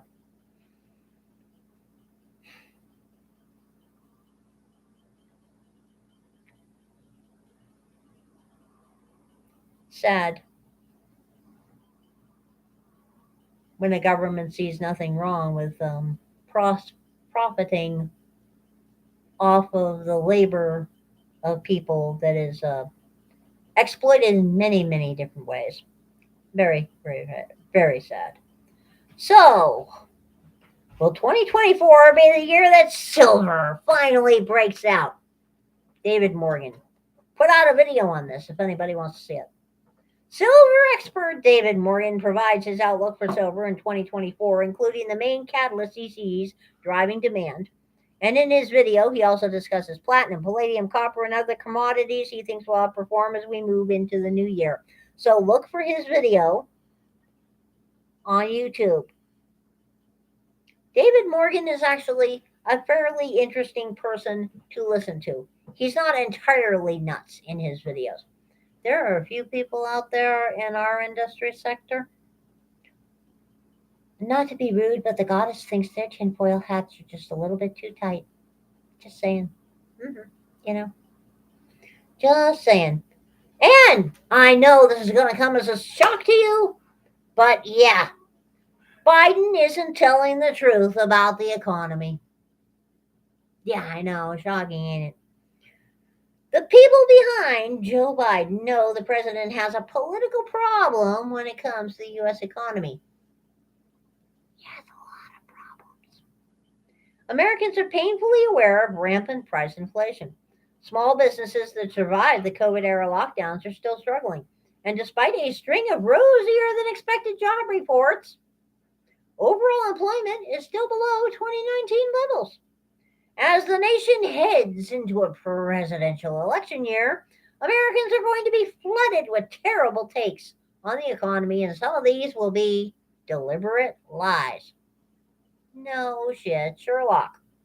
Others can be attributed to basic economic illiteracy. No shit, Sherlock. The nonsense has already begun. Biden posted the following statement on the platform formerly known as Twitter, November 30th. Let me be clear to any corporation that hasn't brought their prices back down even as inflation has come down, it's time to stop the price gouging. Give American consumers a break. Come on, man. The president wants Americans to believe, and sadly many do, the only thing keeping prices higher now are greedy corporations gouging consumers. There's actually a word for this now, by the way, greedflation. So let's go through the word list. Inflation, which is a feature, not a flaw. Deflation, something we all hear about, don't see very often. Stagflation, that's still up for debate, but it's looking pretty sad right now. Greedflation, which is where corporations do price gouging because they hate everybody who's not the 1%, so we need to eat the rich. And shrinkflation, which is the reason that the cans of tuna that used to hold 6 ounces are now holding less than 4. Okay. Those are your 5 shades of inflation. 45 shades to follow.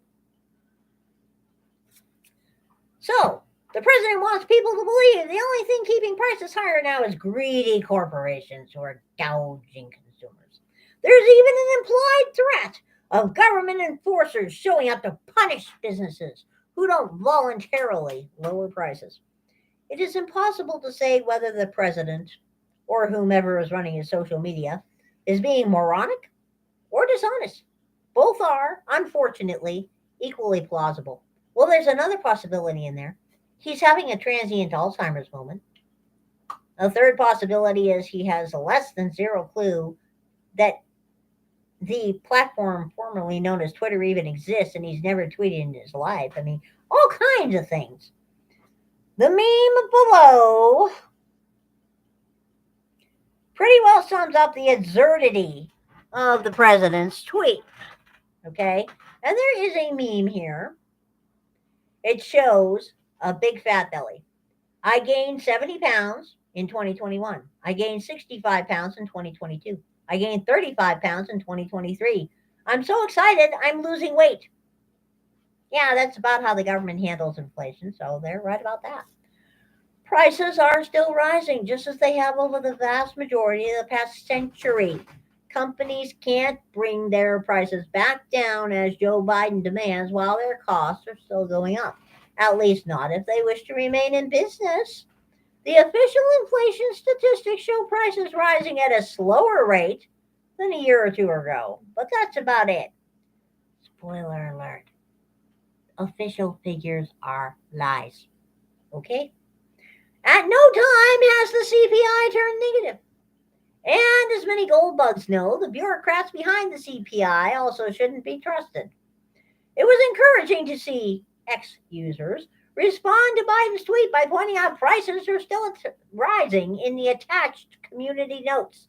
Speaking of community notes, it's beginning to get overrun by persons trying to adjust the narrative. So if you have the time and you can get onto community notes, you might want to do so to try to keep these people in check. Because right now it's the only fact checking system that's accurate. To be fair, the blame for price inflation and the rot in the U.S. economy needs to be shared liberally around Washington, D.C. and with the Federal Reserve. Biden is not solely responsible, as many Republicans who are running for office will ask you to believe. No president is solely responsible, okay? Congress bears responsibility here too, if not more so than the president. It's also fair to say Biden has contributed to the inflation problem by pushing the federal budget deficit above $2 trillion with a T dollars annually. The main thing for investors to inoculate themselves against the sort of economic misinformation they can expect from politicians and the corporate media. You need to inoculate yourself against this. Question authority, okay? Better yet, consider all media and the presidential administration to be the American Pravda. Whatever they say is about 180 degrees from the truth. If you go with that, you're going to be doing pretty well on this one. You're going to be more accurate than most people are, okay?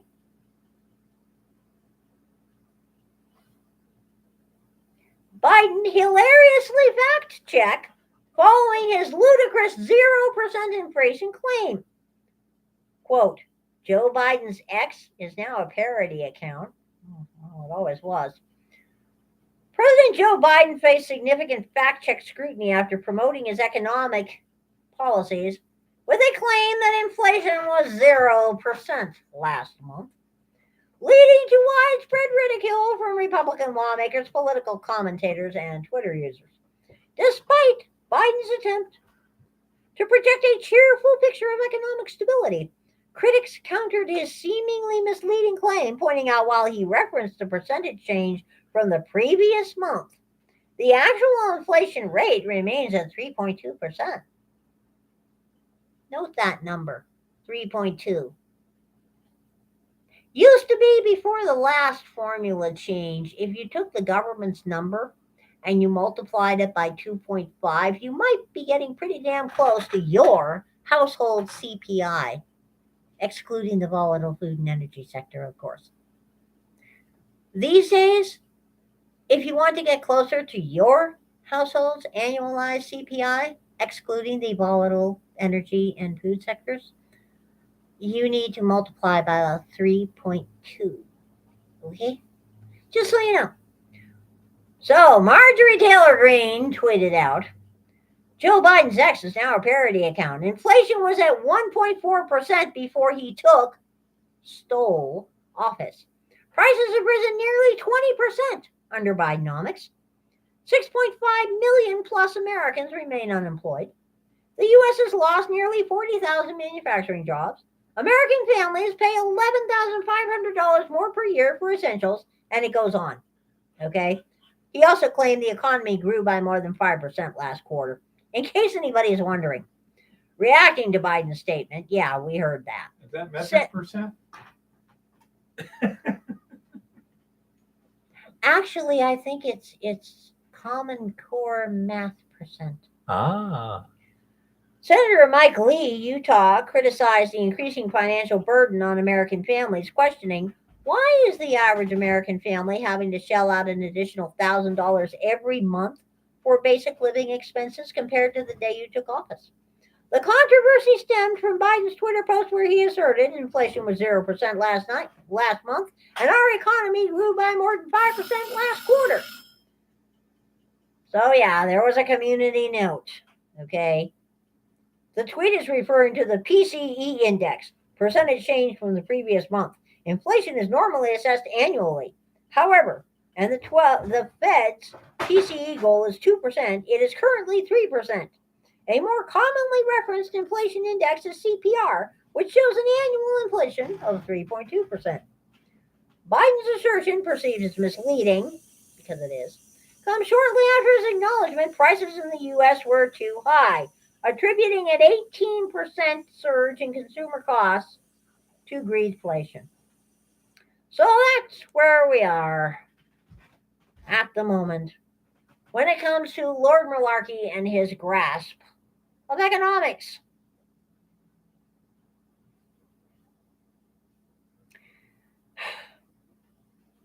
Don't forget about the silver thingy. The silver thing. Yeah, production and consumption. Oh, yes. Mm-hmm. For those who missed the news or may not have heard By the way, news that in meme the was first pretty place. funny too. Mm-hmm. For those who missed the news, even the Silver Institute is beginning to make it known that the demand for silver next year, just the industrial demand for silver next year, is going to exceed the entire mining production supply. This does not include the consumer demand for bullion and rounds and cool stuff like that. This does not include the consumer demand for jewelry. This may or may not even be the entire industrial demand, because there are sectors of the industrial demand that often do not get counted in their initial statistics. So, yeah. Silver and gold are still on sale. And boy, did I see some good looking stuff today at the coin shop. Ooh. Pretty stuff at the coin shop today. So why was the U.S. silver stockpile raided by the DOD? Another good question. All kinds of good questions here. Of course, they're not news, but silver has been used for thousands of years as ornaments and utensils, trade, and the basis for monetary systems. Of all the metals, pure silver has the whitest color, highest optical reflectivity, and the highest thermal and electrical conductivity. Whenever you read some precious metals experts discussing industrial uses of silver, here's the typical spiel. Jewelry, electronics, medical, solar, electric vehicles, and green energy storing systems, i.e. batteries. Very good, Captain Obvious.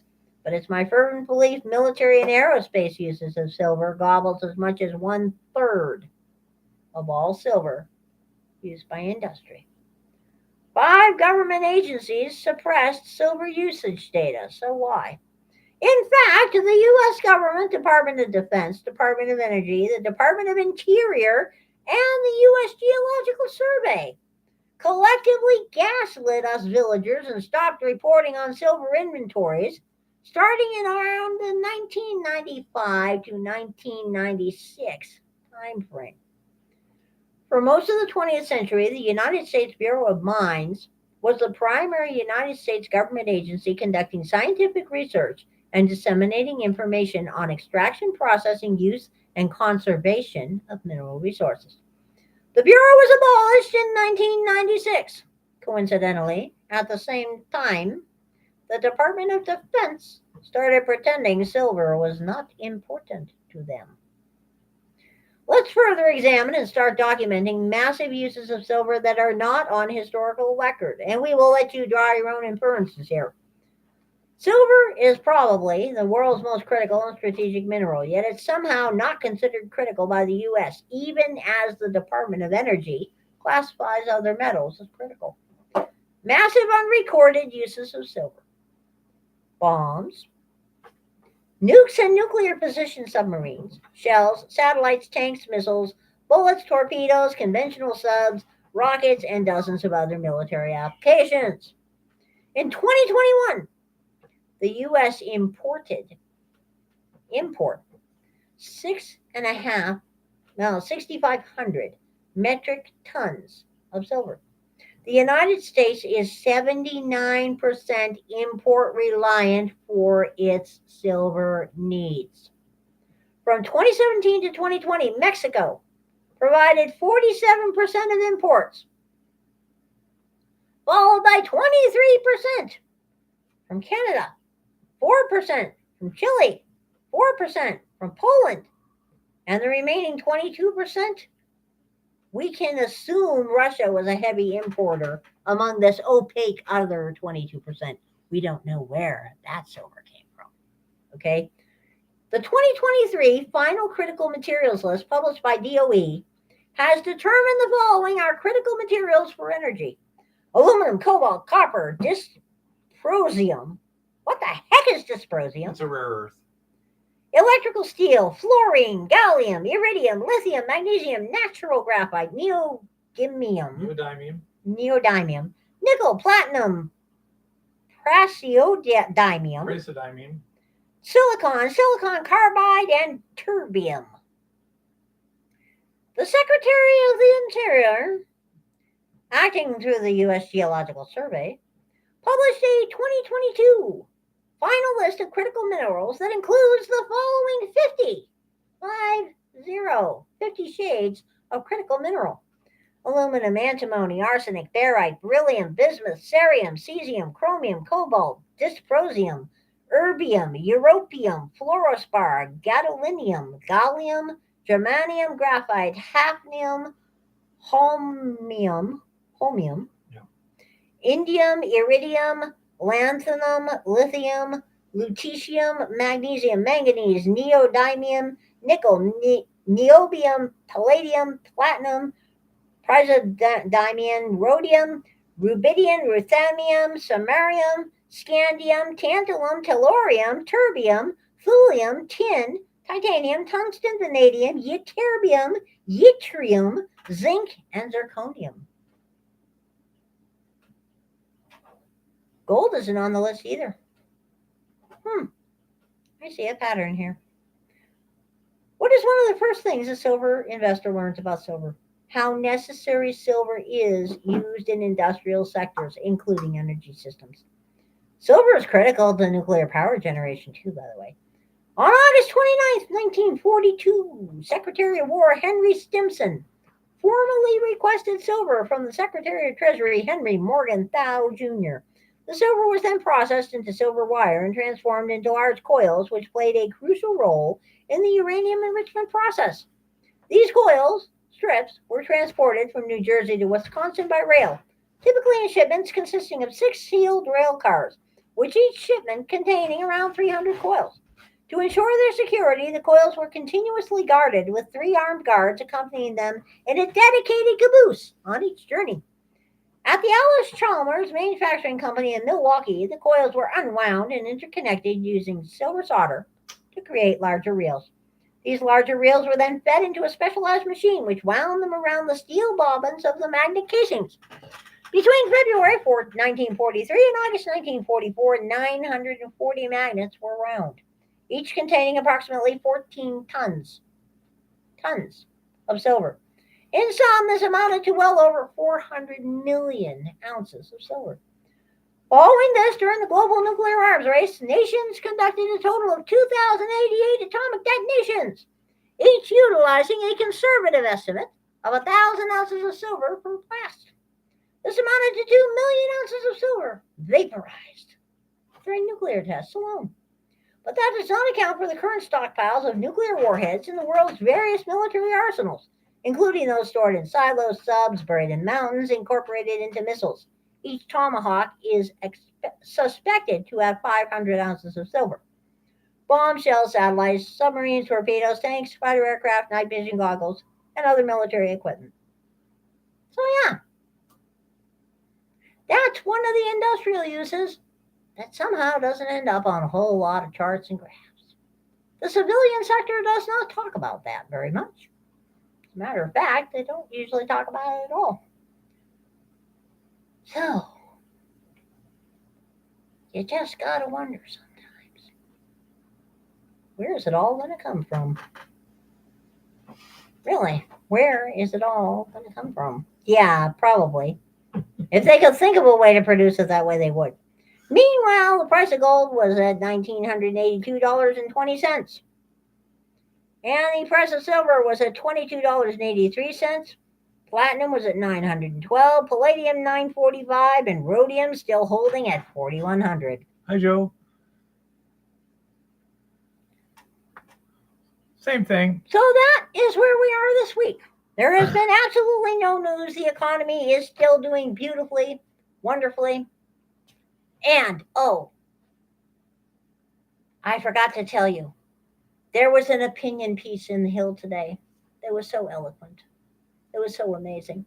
Where it said that all the jokes about Lord Malarkey's age just don't matter because How did they put that? His deeply penetrating wisdom and wealth of experience. Something like that. Yeah, something along those lines. Quite fascinating, really. No idea how that comes up that way. And now, remember way back at the beginning of this one, we discussed a number. The number was 33 trillion. The number is 33 trillion 908 billion 143 million. So it's gone up about, I think it's gone up over 60 million since I started talking.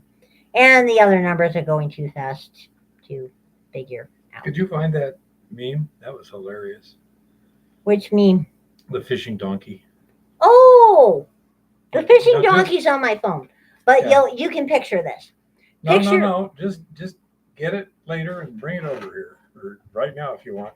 Okay, I'll see if I can find it. You won't be able to show them on my phone on the computer. Why not? Hold it in front of the camera right here. It probably won't work very well. I bet you it will. Oh, let me see. I will find it for you. Keith's trying to sleep in the doghouse. No, we don't have a doghouse.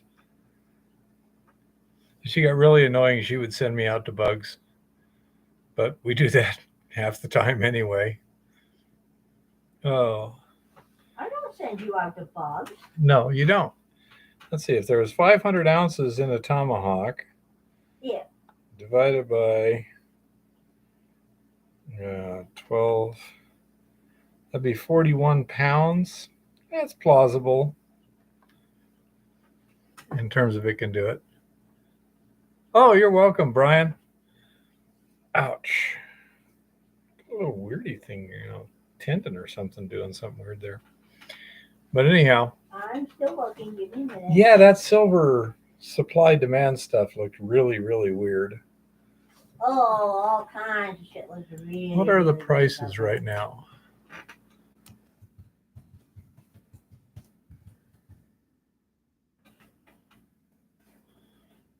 Let's see. Oh, come on. It's got to be on here. Gold somewhere. I just spot don't remember which prices. sub I saw it on. I don't know. That was hilarious, though. Let's see. Gold, 1981, down 23. Silver, 22.81, down 16 cents. Palladium's up to almost 1,000. Everything else has dropped. Interesting. With all the news we have in the world today. Well, yeah. I mean, that kind of goes with. That's not a bad idea, Brian.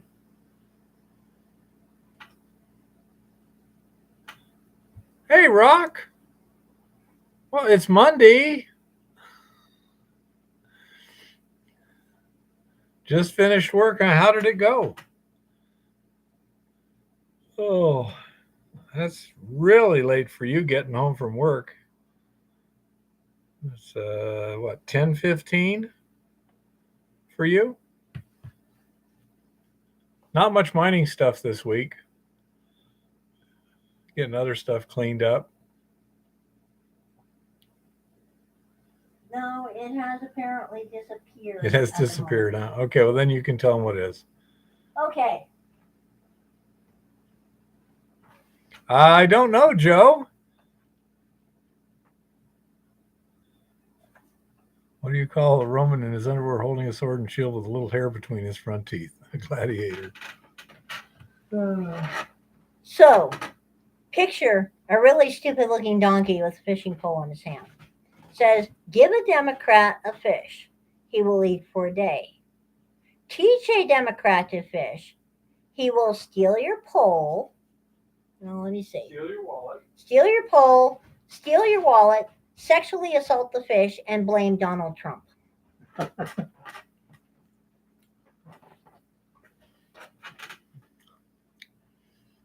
Anyhow, just made this during Eva's thing. It does. All humor has to have an element of truth to be funny.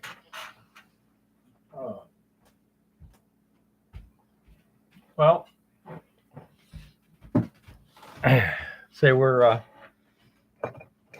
continuing to do some tests at our leisure using the spot plate and everything, and seeing if we can get some useful ability to increase sensitivity by using the freezing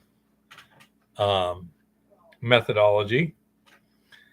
And not much planned in terms of mining for the next several months until dihydrogen monoxide turns liquid again.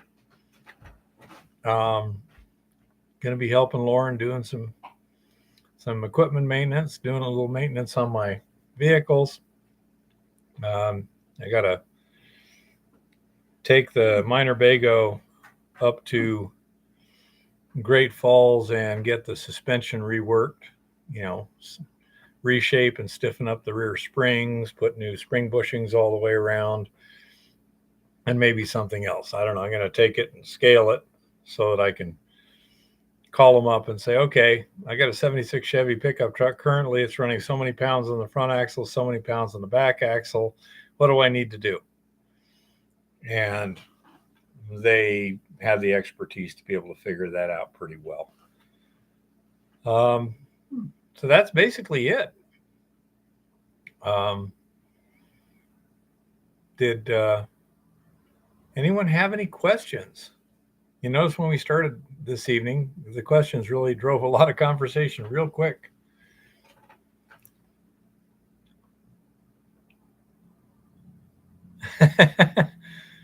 Ten-year-old kid tells his father, who's reading the newspaper, and says, "For a career, I've decided to get into crime." Father asks him without taking his eyes from the newspaper, "Private sector or government?" Yep.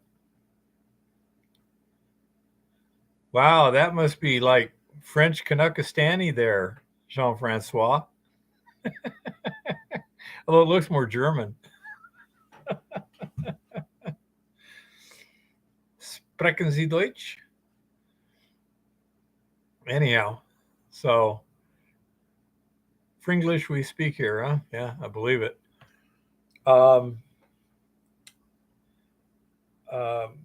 So Eva and I are focusing right now, since the mining season's pretty much closed up, kind of finishing some of our preps and adjusting this and that and the other, and going from there.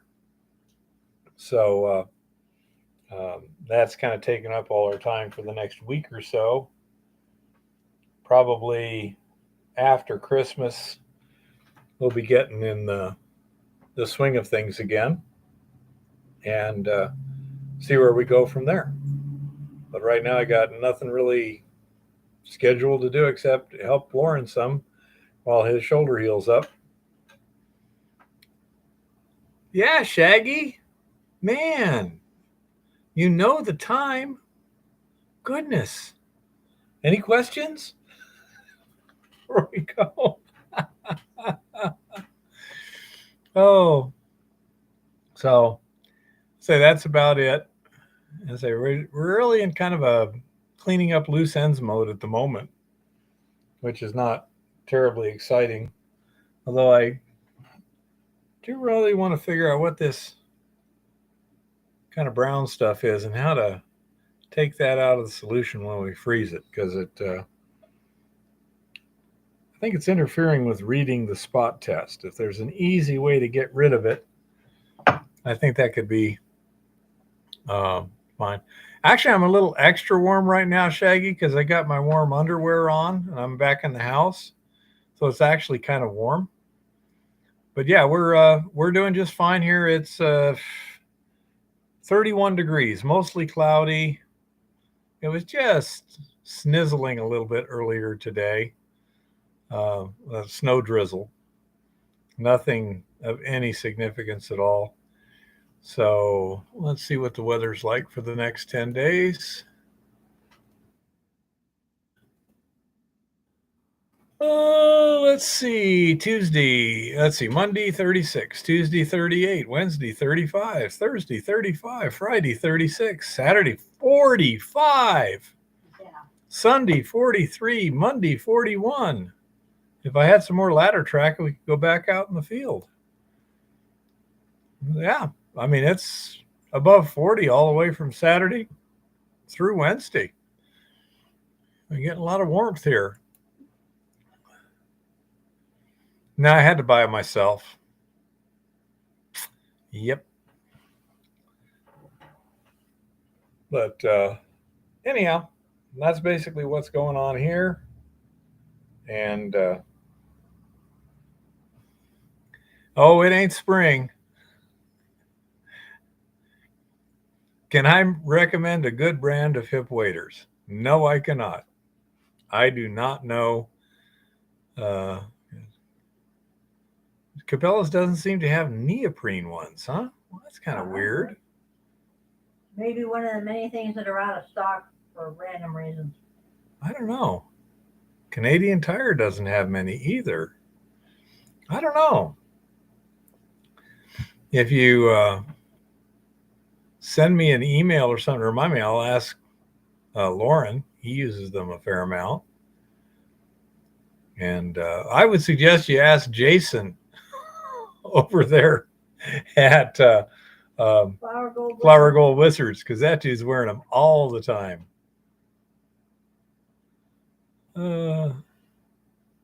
Yep, that guy uses waders a lot. And I understand why. That wouldn't do me much good, although, I don't know. A week of above freezing temperatures, yeah, it's going to be a while before we get some ice out there, enough to actually get on top of. So we shall see what we shall see. I was out there yesterday, and half the lake didn't have any ice on it. There were people fishing from the shore. He's much softer than I am. Oh, yep. I agree, Jean-Francois. Although I must admit, I'm getting better at it myself. That looks better, Jean-Francois. I'm glad you finally got your spelling right. Oh.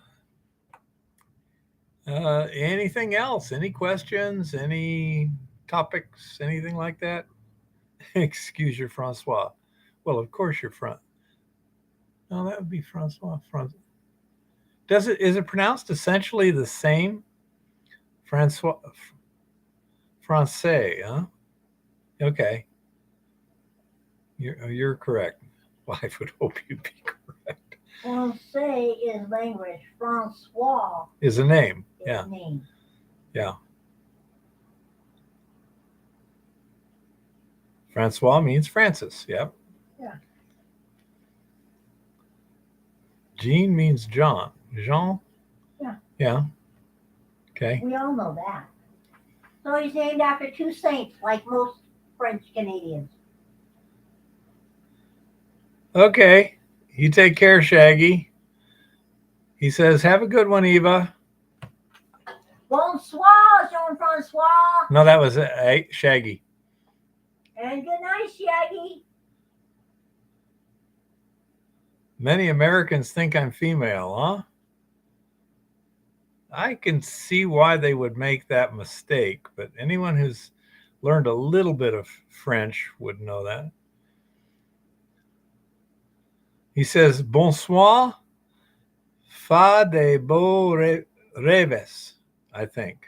Did I pronounce that anywhere close to accurately? Jean-Francois, or are you just laying on the floor laughing right now? He's probably laying on the floor laughing. I couldn't even figure out what the heck you were saying. Bonsoir, fa de beaux rêves. Yeah. Pleasant dreams. Yep.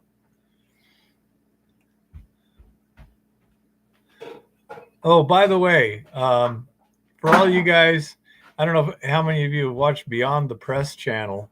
They do some just kind of weird stuff. They had there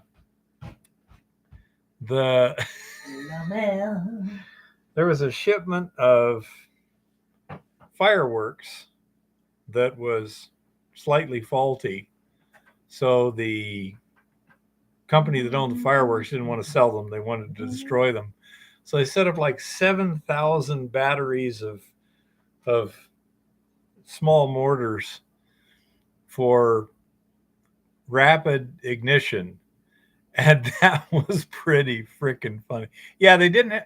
They think that the gunpowder might have either had light charges or had gotten a little bit damp, but they didn't think it would launch the mortars reliably high enough for safety.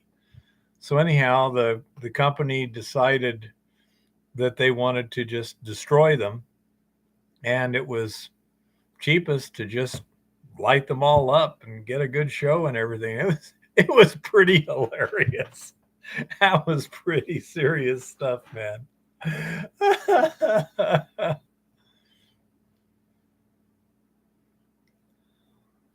Yeah, silver got here the same way gold. It was all incorporated into the earth at the time that the material condensed to form the earth, basically.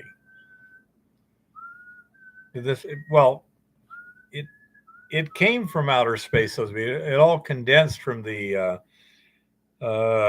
solar nebula. Beyond the Press channel. Let me get a link.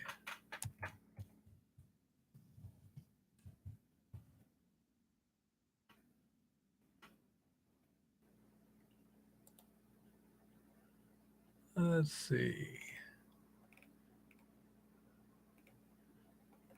There we go. That's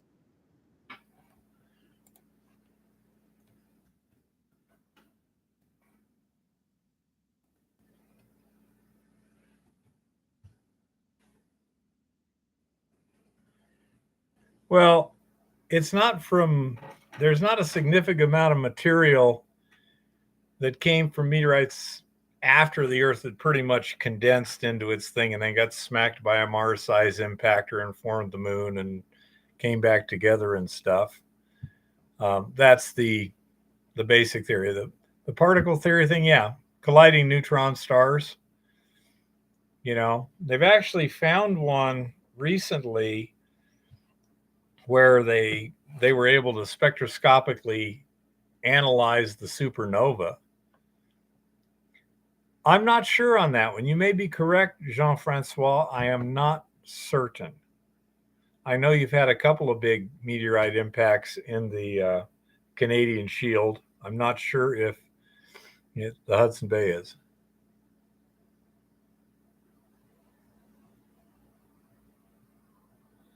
Not that I've ever heard, Joe. Certainly when to get to the core, you need something vastly larger than a comet. And that the impactor that hit the Earth that splashed off the stuff that made the moon would have been big enough to theoretically do that. But even then, the moon has very little heavy elements compared to the Earth, as I recall. Yes, Mr. Virtue? You've been called supernova, huh? Okay, Jean-Francois. Ha! There is, I hear the snort of skepticism.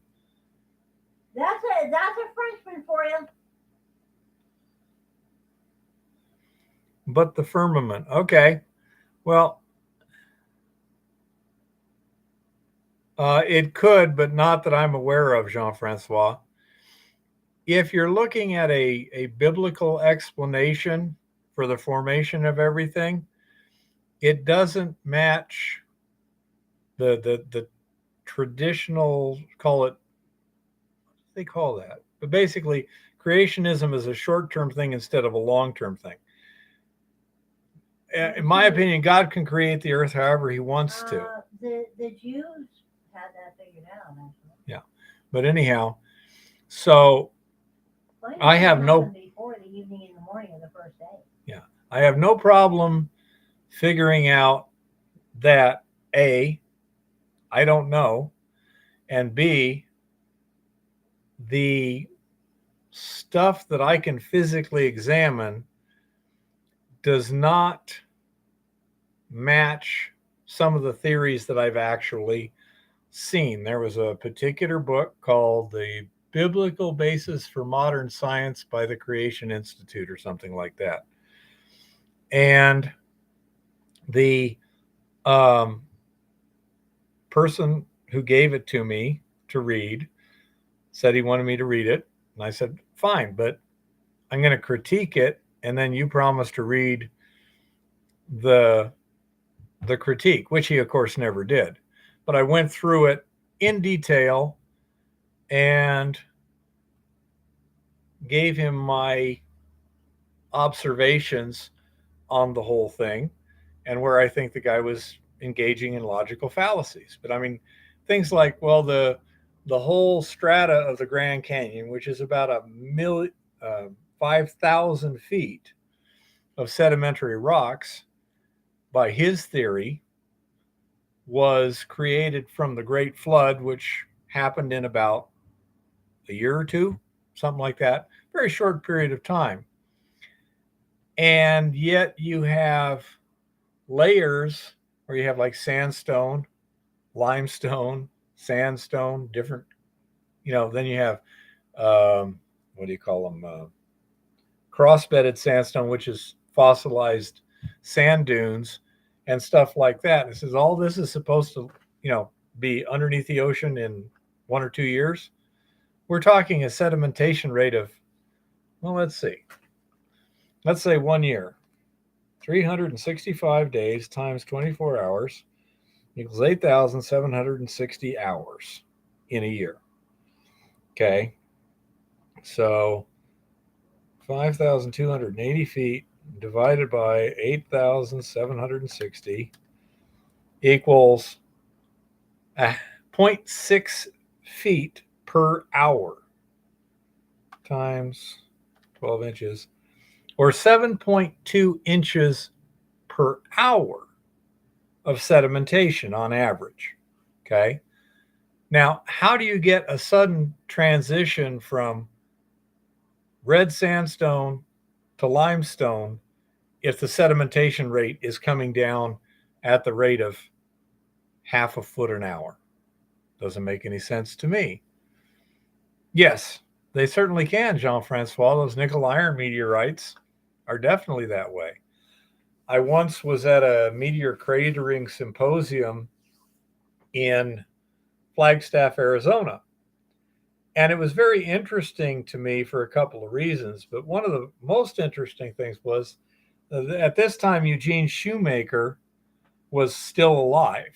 And he gave it was just a little 15-minute talk. It was basically nothing important scientifically, but so that anyone needed to go to the bathroom could go to the bathroom and come back and then get to the next major presentation that somebody was doing. And first of all, it was really fun to watch learned scientists tell other learned scientists they were full of shit with such eloquent language.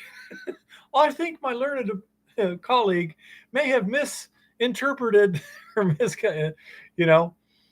and that was interesting.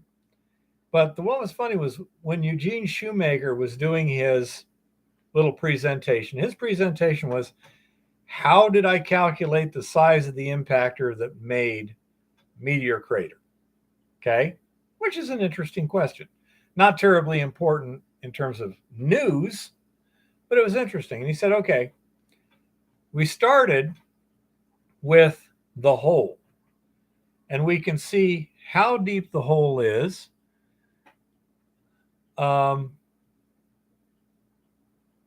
They see how deep the hole is, how strong the materials that were there before a hole got created are, how heavy they are, how much fragmentation there was, how far the debris got thrown, and all this other stuff. He says, and we can, through a careful analysis of all these factors, we can determine the energy of the impact plus or minus 10%, no problem.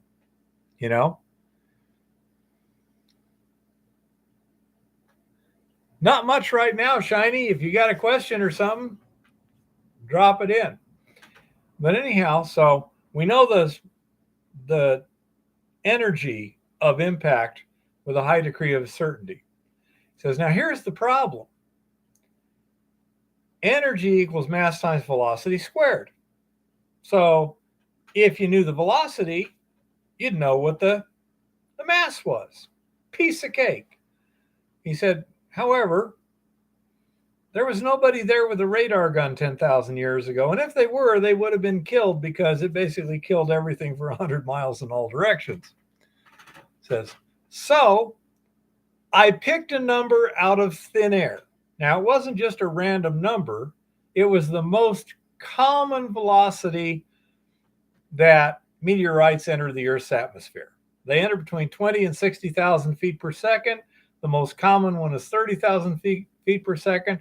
So I just grabbed that number out of thin air, plugged it into the equation, and you read in the encyclopedia, I think the number is 500 tons. It was a 500-ton impactor. He says, I know it was at least 125 tons because they dug up that much nickel iron in the mining operations where they were trying to recover the nickel for money. And says, but I'm here to tell you, all I can tell you is it's at least 125 tons, probably a lot more. 500 tons seems quite reasonable, but I don't know. Yet when you read that encyclopedia, it says that's the number. I'm the guy who calculated it. I'm telling you, I don't know. It's between 125 tons and 1,000 tons, somewhere in there, you know. Excellent, Shiny Rocks. Yeah, the weather's pretty warm right now. But anyhow, that was a little bit eye-opening to hear a respected scientist. I mean, this guy was the world's foremost expert on meteors and comets, okay? And this guy was right up there. And to sit there and say, that number you see in the encyclopedia, which they got from me, I'm telling you, it's not accurate. I don't know how inaccurate it is. I can't tell how inaccurate it is. But just remember that next time you see a number in an encyclopedia without a plus or minus next to it. Just like many years later, I was talking to a climate scientist. And I asked him, and this was decades ago, so it's out of date now, but I asked him, I said, so what about these climate models anyway? You know, what's up with all that? And he says, oh, we got about 20 major climate models and stuff. And he says, they all give different answers. And all we know is they're all wrong. And I said, how do you know that? If they haven't, how long has it gone on? So he says, it doesn't matter.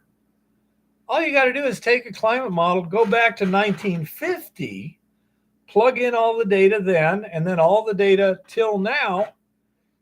And guess what? None of them match where we're at now. That lets you know they're not accurate. Most of them say it's warmer. It should be warmer than it actually is. There's probably a significant factor we're not taking into account. You know, what do I know about uranium mining? I know how to dig it. I've worked in a uranium mine, but in terms of, say, prospecting, not much. As far as I know, that is still correct, Jean-Francois. And that shows you that they're inaccurate. I mean, they may be optimistic for all we know. I don't know. Is it safe to work with? Uranium ore, I'm 67 years old, still going strong. I worked for a year and a half in an underground uranium mine, which did not have the strongest safety culture. Let me put it that way. So I can't tell you that.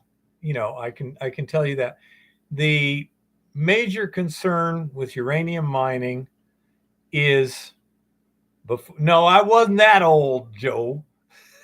But the major concern was getting lung cancer from long-term exposure to radon gas, and that was alleviated by the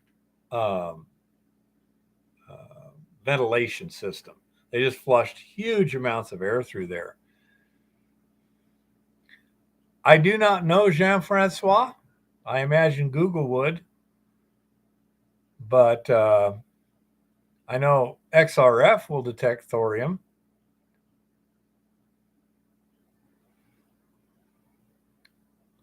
Here's a very funny story. Okay.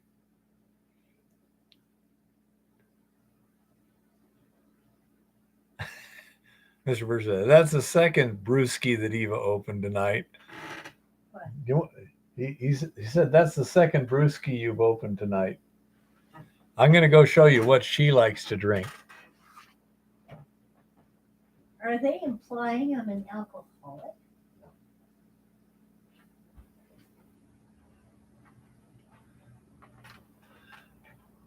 She's a cheap drunk.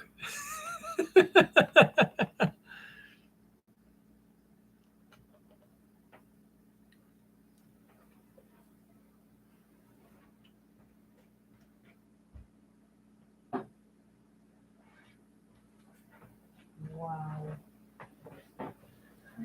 As far as I know, Shiny Rock's exposure to the ore itself is not no significant hazard. The hazard for most ores in general would be heavy metals, and you're going to run into other stuff that has lead, mercury, things like that would be a lot more hazardous, in my opinion. You might get into some super rich uranium ore, but I've never heard of such a thing. It's the radon gas that was the danger. I mean, we never worried about that. The uranium oxide that they made at the plant on surface was just stacked by a loader, the yellow cake. I mean, and this is pure uranium oxide. It's just being handled like sand in a sand and gravel pit. Wow, that's a lot of radon. Yep. Ah. Ha. The mayor of Chicago is suing people. Oh, he's suing people for what? Lawsuits against people operating rogue buses full of migrants. Rogue buses full of migrants in Chicago. Rogue buses. No kidding. And apparently, Warren Buffett is selling $27.8 billion in stock. Yeah. But no, when it comes to detecting thorium, XRF will do it. Not sure if you're going to pick it up on a Geiger counter or scintillation meter. What about cinnabar in terms of hazard? Yes, that is hazardous. You could ingest it through either breathing it or through consumption. If you get it on your skin, you breathe in dust through your mouth, things like that. Cinnabar is definitely toxic. Okay. You're going to want to wear dust protection. Change your clothes after work, take a shower, put on clean clothes, wash the clothes separately from everything else in the house.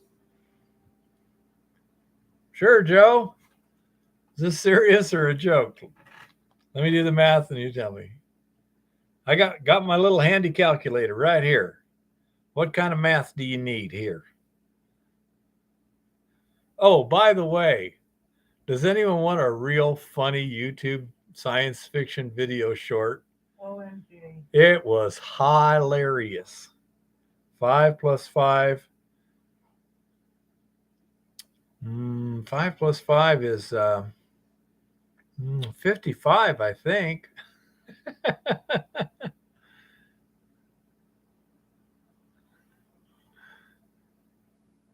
Wow, that's interesting. Take the year I was elected, divide it by the number of the beast, and then text anything that the first 5 numbers you get is the answer. Let me look that up real quick The here. answer is 42. We all know this. Let's see. This was dust. Right. Imminent arrival, I think.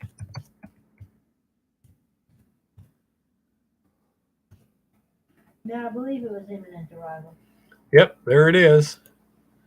Okay. Interesting. This is interesting. What? According to Taylor Lorenz, the New York Times only allows right-wing opinions at their newspaper. Oh, New York Times? Okay. She really is to the left of Chairman Mao. There should be, Jeff. When I log off, I've got chat replay on.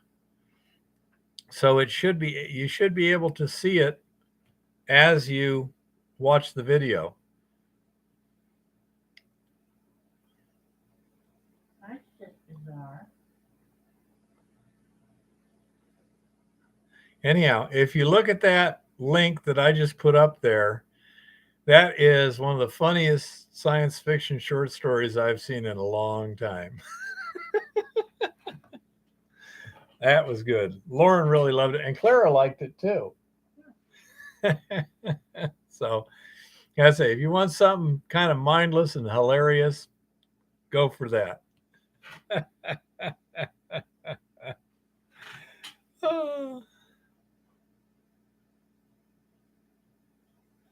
I don't know when what year you were elected.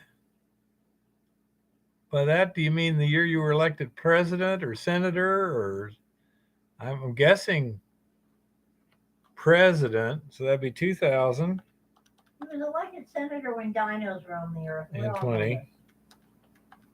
Divided by 666 equals 30.033033. Text anything, the first 5 numbers you get as an answer. 30330, huh?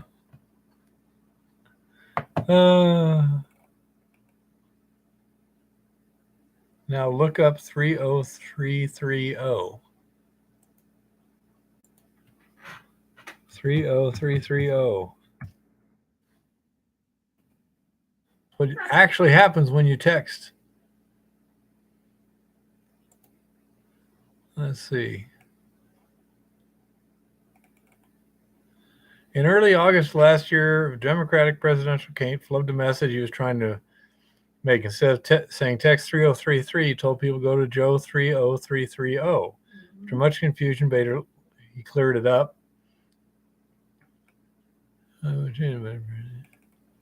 So what happens? We tried it ourselves. Basically, it's just a way to support Biden's campaign and register to vote. But originally, it's that joke thing, huh?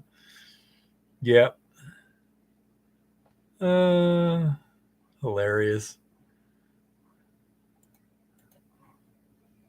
One thing about the internet is it has unleashed a lot of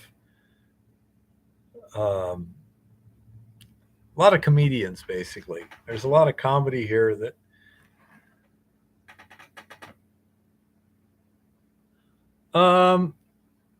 if you want to get a really good overview of ore forming processes, it's, I believe, Ore Deposits 101. Ore.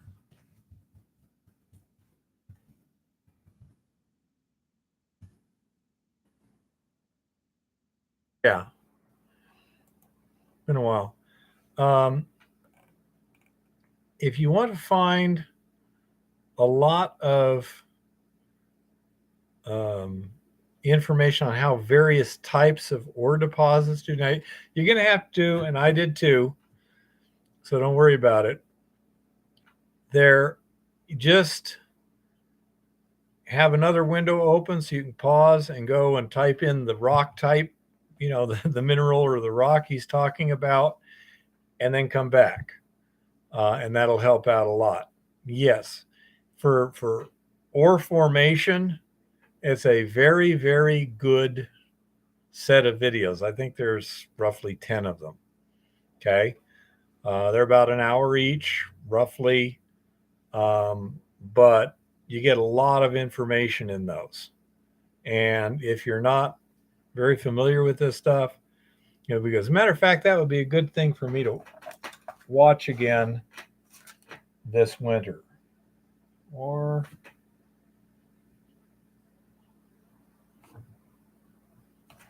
because say they had just a huge amount of information, and I don't really care a whole lot about how the Mississippi Valley formed over the last billion years. What I care about is how ore deposits formed. And so that's the information I'm really looking for. And that was very, very good.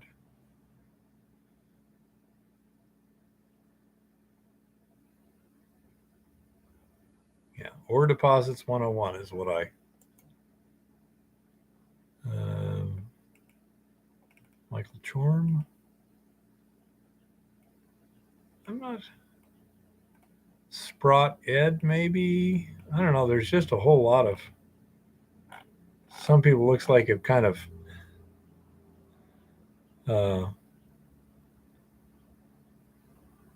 gone through them. Let's see, there's playlist. Yeah, Sprott EDU, the original one, but you can find playlists pretty easy. So yeah, those are good. I've watched a number of them. They're highly informative, reasonably accessible. He's not talking at the high school level. He's talking like you're, say, a first-year geology student sort of thing. So he will use rock types, and he will just say greenstone. Well, I forget what greenstone is, and I am right. I forget what greenstone is, but that's why I have another tab open and just greenstone, and then you got that, and then okay, back to the video. And you can learn a lot that way, not only from the video, but also when you're doing all this other research to figure out what the hell he's actually saying. Worked out very, very well. I highly recommend it. Okay.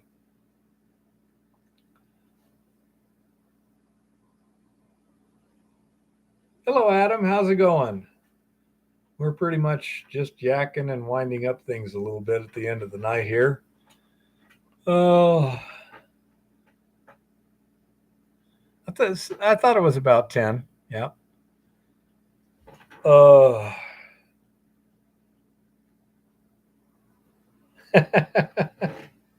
No, I don't think so. He knows a lot more than I do.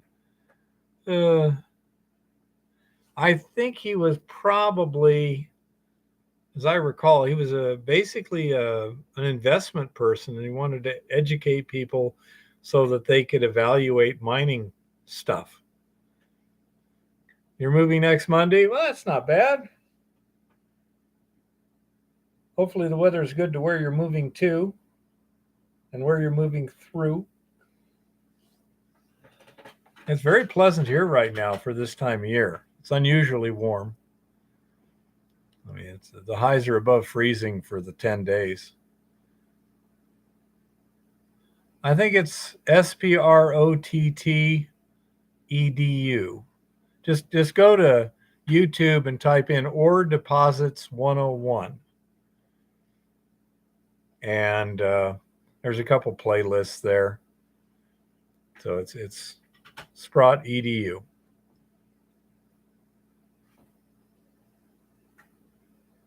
So far, we're having a warm winter.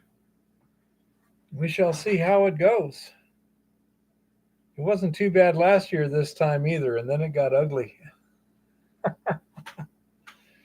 Maxed out at 35 below. But it really starts getting cold in January, or at least it did last year. Yeah, it's amazing who we get watching this, you know?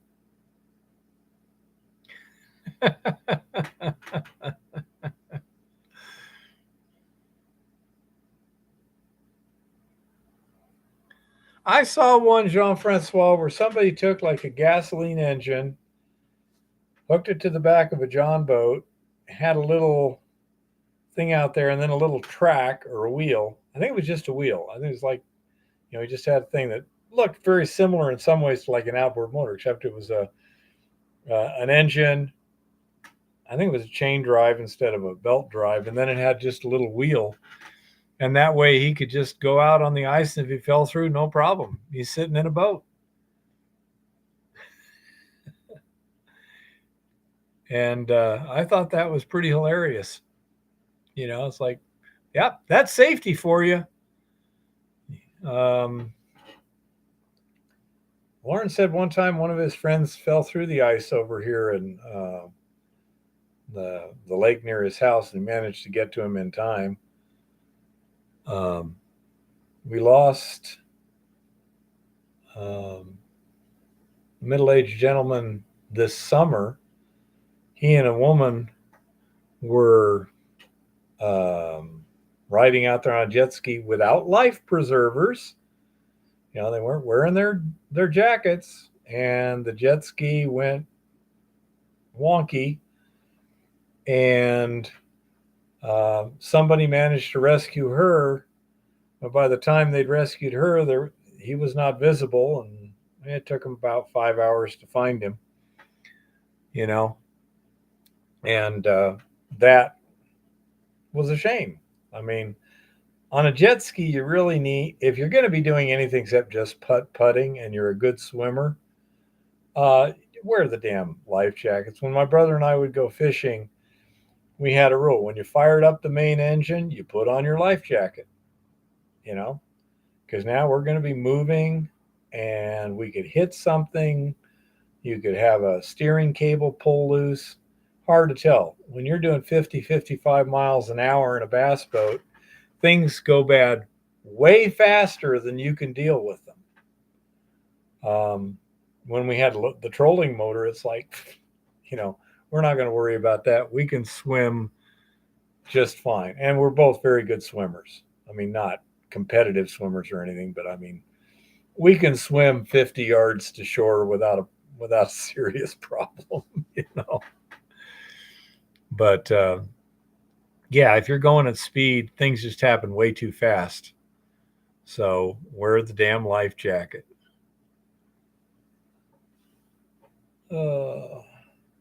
You and Deepwater don't get along, Adam? Anything deeper than you can stand up in is deep water. Yeah. So it can get, the most adventurous stuff we have is just from the wind. We were out on a reservoir bass fishing. We go down there to Mexico once a year, and like a 10-day fishing trip and stuff. And there'd always be at least 1 or 2 days where it was really windy, and bass boats are not made for waves. They just aren't. So we've had a few little interesting incidents, but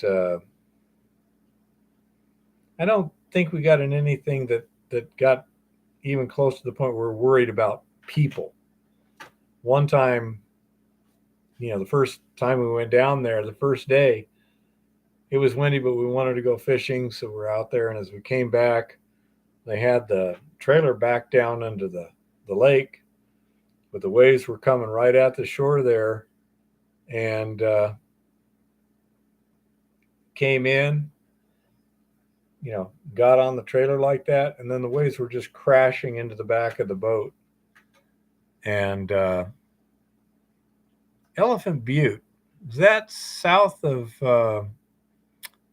Albuquerque, if I'm thinking right? Good night, Mr. Virtue. And I mean, in seconds, that boat was full of water. Cool, Joe. And I didn't have a cell phone at the time, I don't believe. I just threw my wallet on shore and jumped in the water to push the back of the boat over so it was now centered on the trailer so the guy could start, pulling it up. But as soon as he got it up a little bit to where it was now resting on the trailer, it's like, stop! Because you now got like 3 tons of water in the boat. And yeah, those are probably pretty good. We can't use them for what I do because of the the chemicals, the solution that that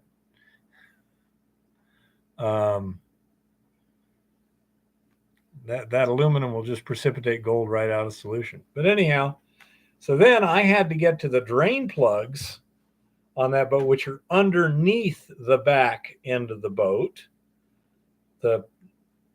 It's built so that the transom comes down to a certain level, and then it goes under the boat, and then it has another step to the V bottom of the hole, and that's where the drain plugs are. So I had to basically go underwater to pull the drain plugs out, and it took us, I don't know, in front of the props. Yep. And we could pull it up a little bit, let water drain out of it, pull it up a little more, and like that. But if we'd have just tried to pull it out of the water, it would just crush the trailer. Because Randy was this deep in water, sitting in the driver's seat.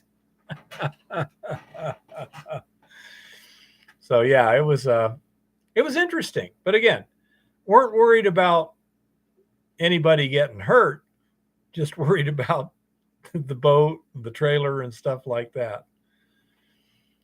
So, and there was one time we were sailing back to the camp with the Bimini top.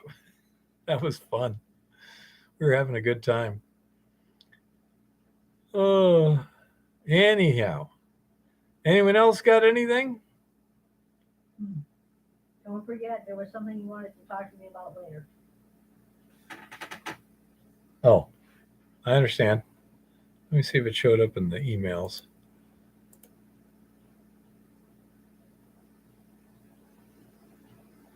Doesn't look like that particular one.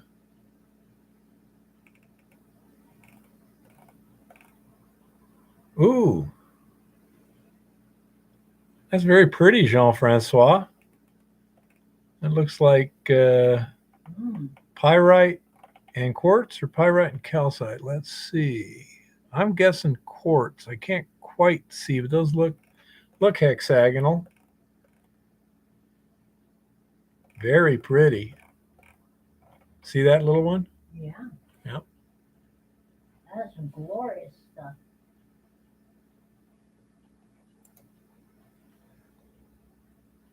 Quartz with not a speck of rust. Yep. I saw the one you sent me last week of the gold panner, but that sphere was something new.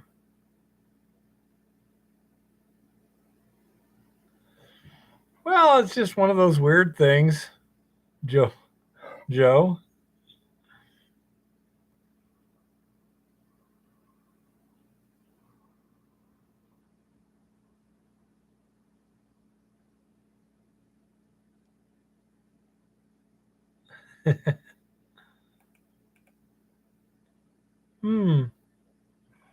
No, Jean-Francois. Last week, all I saw was the other one. Let me just. They're the same. No, that's just text.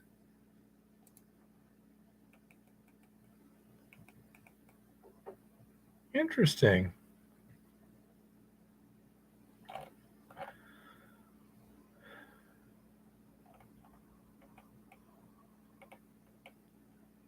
Oh, there it is. Okay, I see what I did wrong.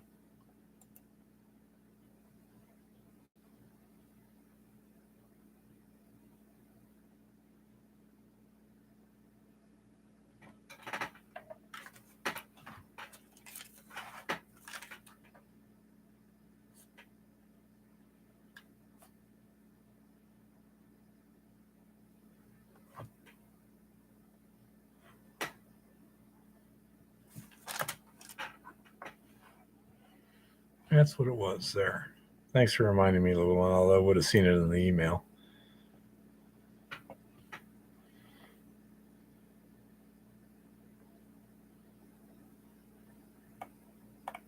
The Arkansas River in Colorado, huh? Okay.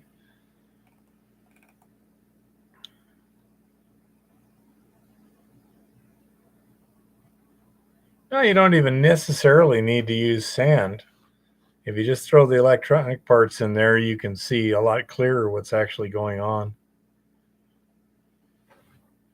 I wouldn't bother with that because it's not going to act like a real ore anyway. Just use the electronic parts.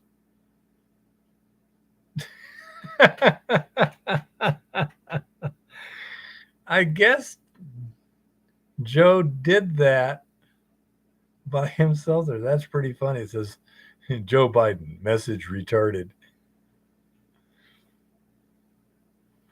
Found some citrine quartz in old mine district on the other side of the mountains. Well, was it good gem quality citrine? If it is, that might be pretty valuable.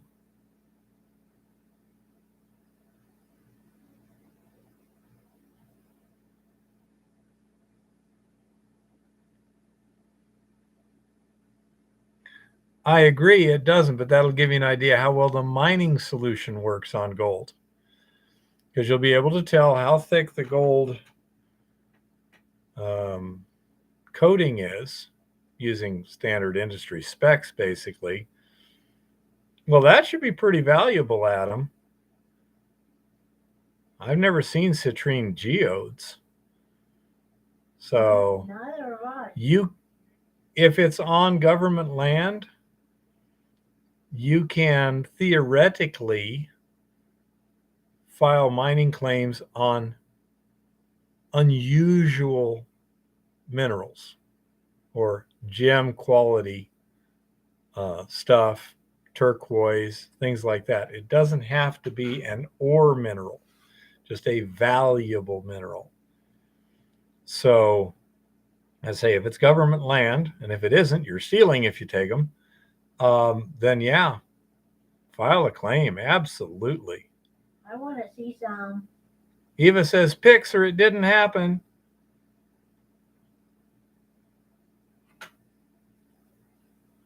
Yeah, I would just use your standard leaching solution at the concentration you're planning on using for leaching, and then see how fast it dissolves the coatings. That'll give you a darn good idea.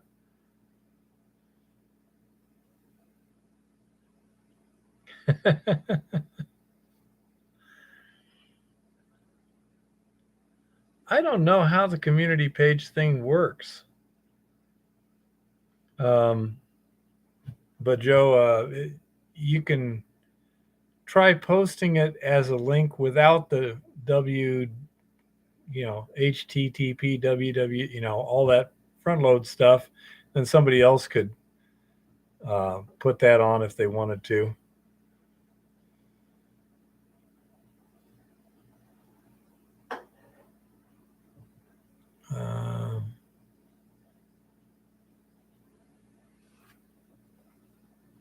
Okay, I'll hang in for a little bit. But anyhow, yeah, that's it, Jean-Francois. Do it just like you do on everything else, and then observe how long it takes.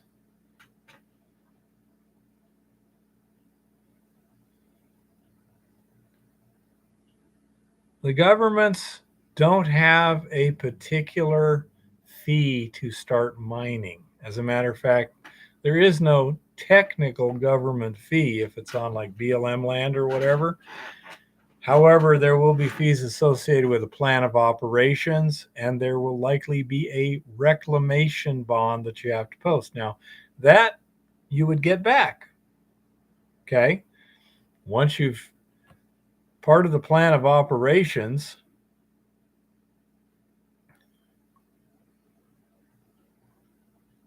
let's see what we got here. Come on. Quit playing.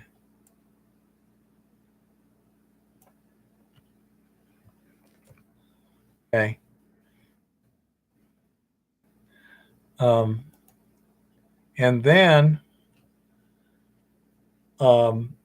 if if you're going to do something that's a significant disturbance or uses motorized earth moving equipment, whatever, anything besides casual use, then you would need to file a plan of operations or a notice of intent. And then they would look at that plan and then say, okay, here's what you have to do that. And they will usually put a reclamation bond. I'm going to dig a 50-foot long trench 6 feet deep. Well, then you're going to have to fill it back in, and you got to post a $5,000 reclamation bond. So if you don't, we can pay someone to go fill it in. But once you posted that bond, if you fill it in, then they give it all back to you. So, and yes, this only applies on government land. If you're on private property, you may have environmental things or whatever. I don't know of anything on the ESG regulatory stuff in terms of small time miners. It's the environmental crap that gets pretty ridiculous. You know, let me try this. Go to YouTube, clicky poo, Control V.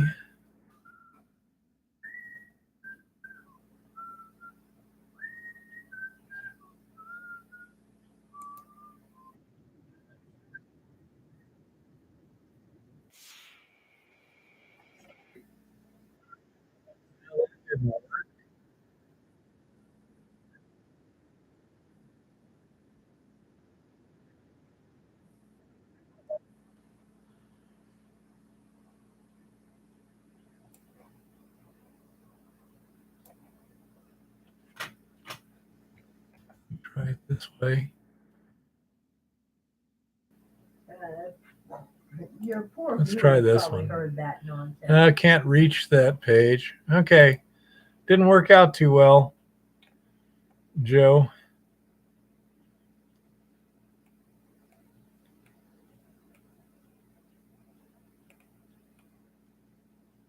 You have to come up with cash for the bond, or can you get some form of mortgage for the bond? Either one. You can post the cash yourself, or you can go to a bonding company and buy a bond, but that's going to cost you 10% no matter what. So if it's a $10,000 bond, you're going to have to pay $1,000, and then if they get, if the bond is used, you don't get your money back. Last I heard. And that is, on the other hand, if you post it yourself, then you'll get it all back up. Yeah, I know it seemed to find a link for me. It says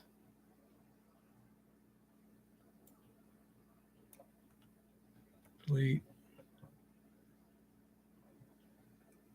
Try that.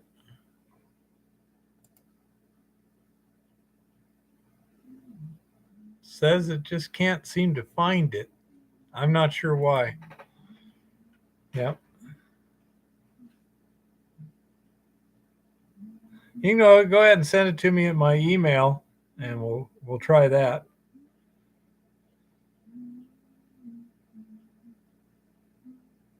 Yeah, Jean-Francois, there's various ways of doing it. So it depends on how long you think you're going to be working. If it's a one season thing, you're going to think you're going to get the whole thing reclaimed by the end of the season, and it's not too much, you might just want to do it yourself.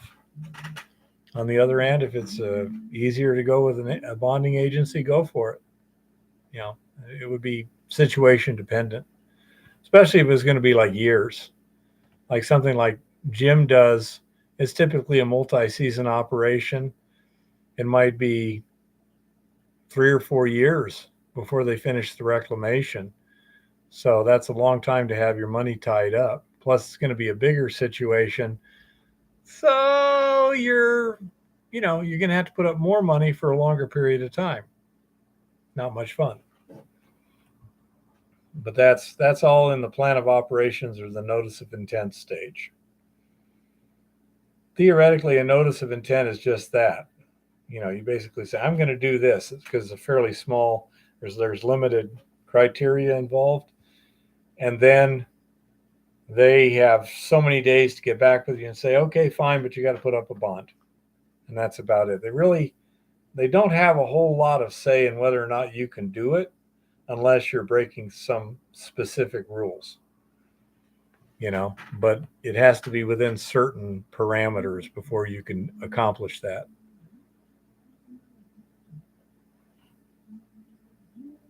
I'm always told stay in the search and prospect mode. Whenever you can, yes.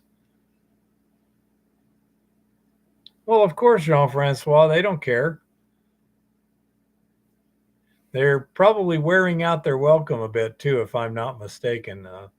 From your information, does that seem correct? Because I would think that the African countries are getting a little bit annoyed. They come in, rape and pillage, take all the money, use their own workers, so we don't even get expertise. We don't get our people trained, and then they leave a mess. I wouldn't want to deal with the Chinese. I'll say that would turn me off in a big hurry.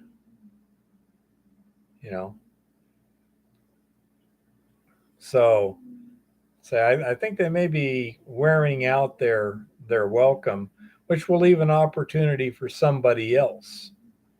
Who knows? Russia, the Saudis. Could be, Joe. Canada? Oh, wait, that's right. Just all over the place in Africa, Adam. The Chinese have mines all over.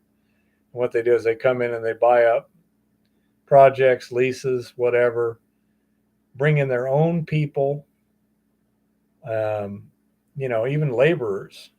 They don't use the locals. And I say from what Jean-Francois is saying, then they also leave a mess when they leave. Well, again, that doesn't get you invited back. When you go to somebody's house for a party and you leave a mess, do you get invited to the next one? Not usually. So it's short-term thinking, in my opinion. Plus, other countries who see what the Chinese did in Africa are going to look at them with much more jaundiced eye without even necessarily dealing with them then.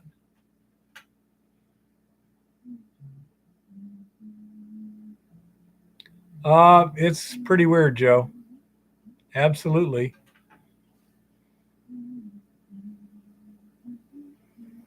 So, as I say, to me, the Chinese are engaging in short-term thinking.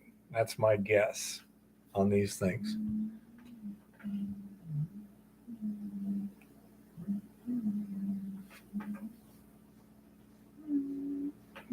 Exactly. They chase out the expertise, they chase out the investment, and they leave a mess behind.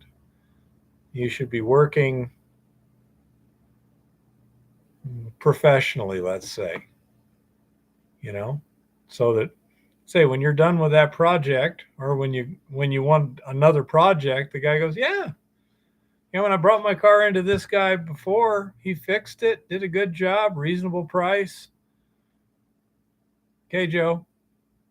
And I'll be happy to take it back. You take your car into a mechanic and he does a shit job and charges you the moon and then doesn't fix it when you bring it back, how many other cars are you going to bring to him? None.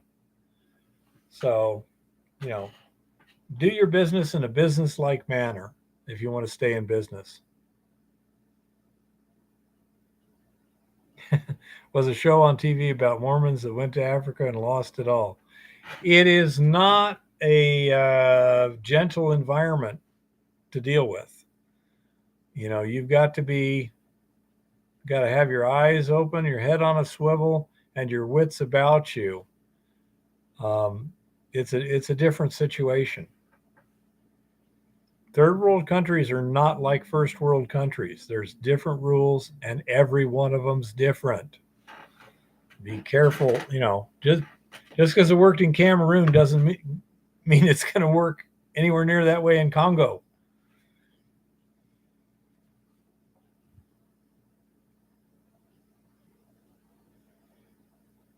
Yeah, exactly. There are dangers we're not used to identifying and dealing with. How do I deal with that situation?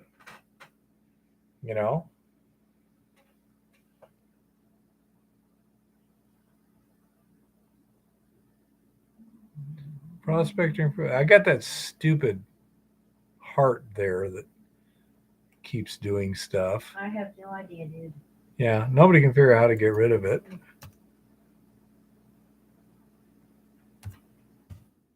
There we go.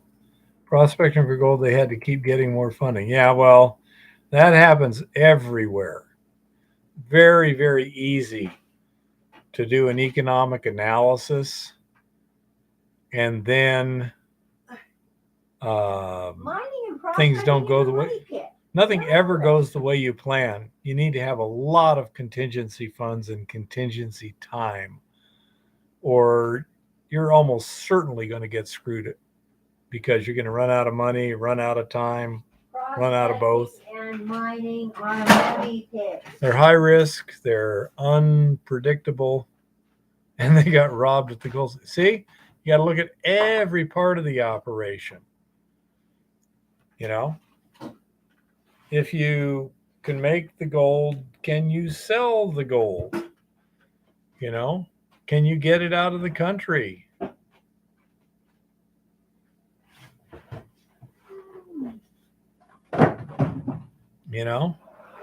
Say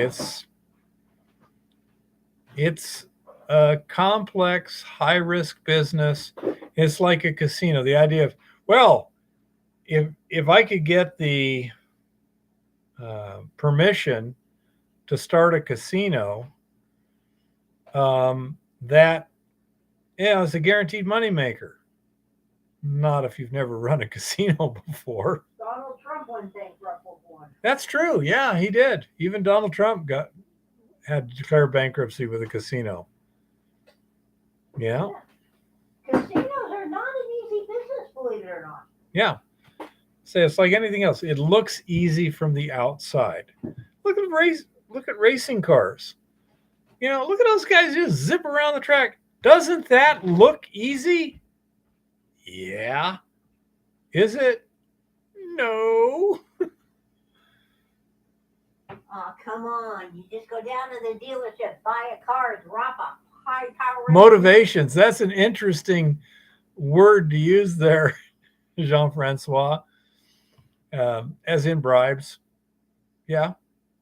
Again, very common in third world countries. And if you don't know how to operate in a bribe lubricated economy, you're going to be making mistakes. You're either going to be pissing people off, getting ripped off, or just being taken to the cleaners. If you don't know what you're doing, and a lot of times you need to have a local partner, like the governor of the district or something like that. It's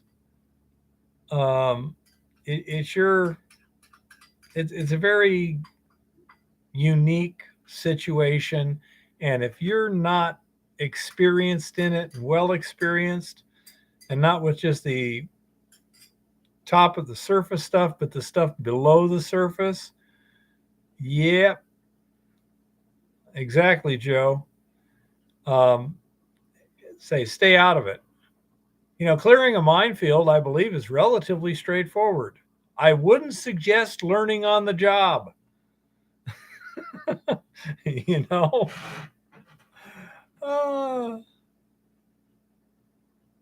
See, that's it. You need to have, call it an experienced local guide. And even then, you're taking a chance, and you have to understand you're taking a chance. Governments fall. I was talking to someone just yesterday. He did missionary work in Romania. He said, we were there 3 years. There was 4 different governments. In one of them, they took the president and his wife out behind the palace and shot them. Okay. You know, so say if you don't understand these rules, just stay the hell away. What's that song? Got to know when to hold, when to fold, and when to run away. Yeah. Know when to walk away and know when to run. Know when to walk away and know when to run. Exactly. And if you don't, stay the hell out of the damn game. There's lots of other games to play on this planet. Pick one that isn't going to kill you if you don't play it right. You know? Security, absolutely. Again, I've known people that literally had married the daughter of a governor. You know? Well, that'll get you some little extra assistance there. Abso-freaking-lutely. You know? Me? No. I'm just that fucking American. You know? What can we get out of him? What's the easiest way to get out of it? I know, again, I was talking to a friend of mine who's very familiar with Mexico, and the cartels wanted to buy this guy's mine. And I mean, he said, you know, are they serious? He says, yep, they want this mine. He says, okay, get everything you can pack into a helicopter, you know, your family, whatever gold you can, and then have a helicopter come out there, pick you up without any warning, head to an airfield, hop on a plane, take off, and then go to a different destination than the one you had filed a flight plan for. Come straight to the United States. You know, yes, you're correct. Leaching operations are less susceptible to theft because it doesn't become gold until it's in a very limited area, so to speak. You know? And that's another thing too. Yeah, you don't just stack it up. At the mine I worked at, we would basically smelt once a week and it immediately left. It wasn't even there at the end of the day. You know? You just, yeah, you got to be good. So, yeah, third world operations are a different world, and it's best to learn working for somebody who really knows their shit for a while first. Well, that's why you stay away from that kind of crap. Carbon paper, you could put like a tea bag with zinc in it. That would work. But somebody might notice the string. Yeah, that would work. You know.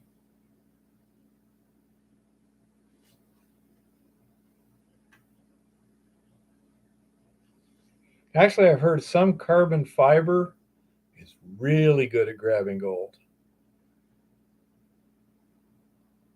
There was a guy that I know of that said he got a sample of a carbon fiber fabric from somewhere and tried it, and he said, man, this stuff really does amazing. So he called the manufacturer and said, I got some of this blah blah blah carbon fabric here, you know, I'd like to get some more. And they go, could you tell us what that was again? He goes, yeah. He says, okay, well, let me let you know. That is top secret stuff. Don't tell anyone else. And the FBI will be over there shortly to pick it up.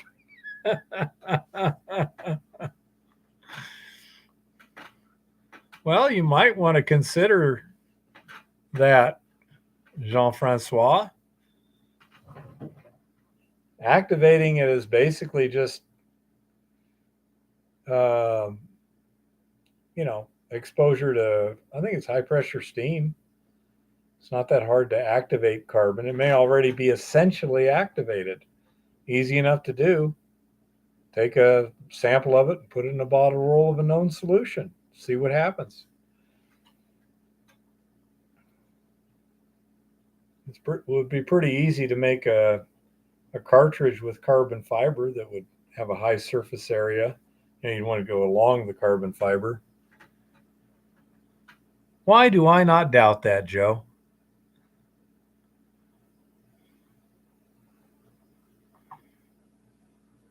Felt would have a pretty good surface area. Oh.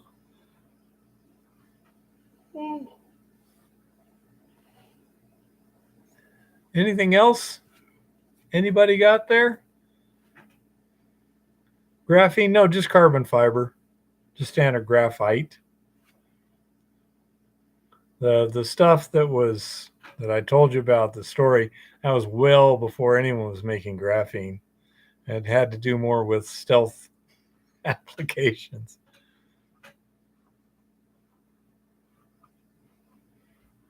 Might give it a shot. Again, just try it. Don't worry about the theory. Just do a small test. Practice. That's the only proof anyway. The word.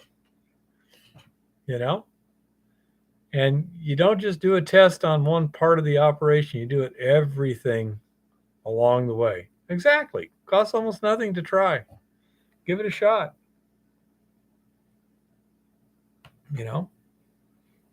And again, depending upon how much the material costs, something like that, if you get a really high loading factor, it might work simple to strip it and then ash it. I don't know. Yeah, borosilicate burettes are cool. But then, I don't know nowadays. Yeah, they make a lot of plastic crap nowadays, but yeah. When I was in school, they were all borosilicate.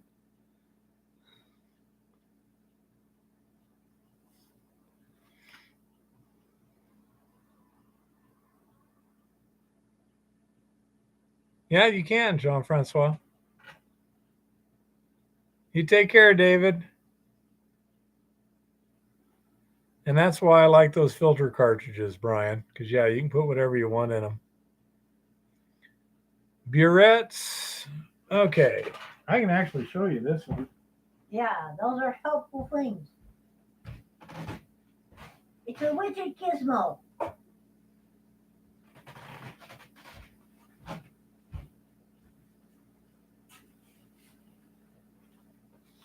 I don't know how well it'll show up on the... This is a burette. You can't see it because it's very, very thin. Oh, there, you can barely see it. See, it's graduated. This is what they call an automatic burette. When you squeeze this reservoir here, it goes up through this tube, fills the burette, and then right here, that's at the zero line. So once it's filled past that and you release this reservoir, suction will suck anything above the zero line back out, and it's now filled to the zero line. This is graduated from 0 to what, 10? 25 milliliters. Okay, this is 25 milliliters, and it has a valve at the bottom. It used to be little petcocks. This one has a little different sort of setup. And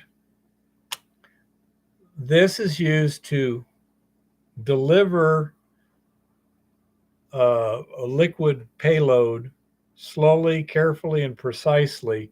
Usually, well, like this right here is used, I'll bet you do, Joe. This right here, the chemical is a titration chemical used for determining how much Eco Goldex is in solution. With a, what is it, a 10 mil sample? Mm-hmm. Yeah, with a 10 milliliter sample, the number of cc's equals the number of kilograms per ton, Yeah. it was something like so. that. Okay. So this is what a burette is. Okay. This is an automatic burette because it fills automatically. And that's what it's used for. Okay. Handy dandy device. Yep. Can't titrate things without it. It would be tough. Silver nitrate. Indicator? No. Silver nitrate is a titrating chemical. Talk to John. He can get you the stuff. I believe it's a thoracine dye or something like that. Some or other scene dye in acetone. Okay. Yeah. Silver nitrate is the titrant. That's what's in here. And fluorescein. And fluorescein dye in acetone. They give you the little. He'll give you the little packages, little paquettes, which are designed to be dissolved in a certain amount of liquid. And say, for example, the silver nitrate comes in this little packet, and you dissolve it in, I don't know, a liter of water or something like that. I'd have to read the instructions again. And that gives you the proper concentration for this. And the fluorescein dye is just in acetone, and it changes from yellow to pink, right? Yep. Yeah. So that's what a burette is. That's what a burette's used for. They work very well, very simple, and it's very precise. I'll say we got it here because it would freeze out at the lab. So it's just sitting on the fridge until the temperature warms up. But that's all there is to it. See a little precipitated silver running around. That's what these little dots are here.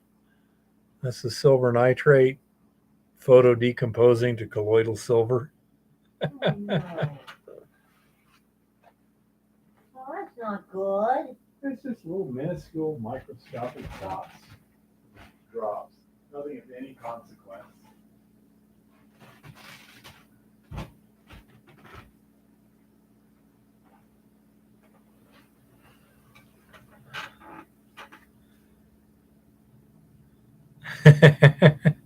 Yeah, it basically, the silver nitrate actually reacts with the salt to form silver chloride, and the silver chloride is a photochemical that decomposes to metallic silver.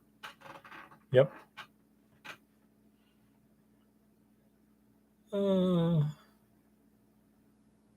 Anything else, anybody? Oh, that was nice to actually have something. I had a thing. Yeah, it's a different microphone. That one time, I say it was like the fourth try, and I forgot to switch microphones.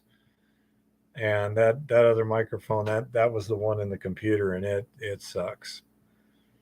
The other one is, I think that microphone's on the speakers. Yeah. Believe so.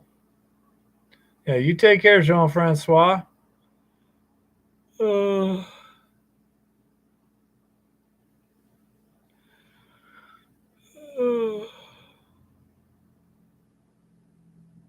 See you next week. Does the curtain cut down echoes? I really don't know. It's over a window. Okay, Alex. Glad I could help. Yeah, that it's a beast in terms of power, but it doesn't beat you to death. You know. Thank you, Jean-Francois. I'll need your mailing address. That I can give you right here.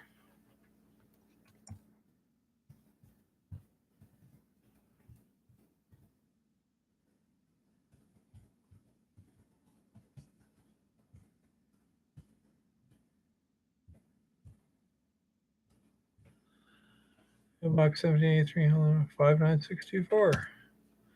There you go.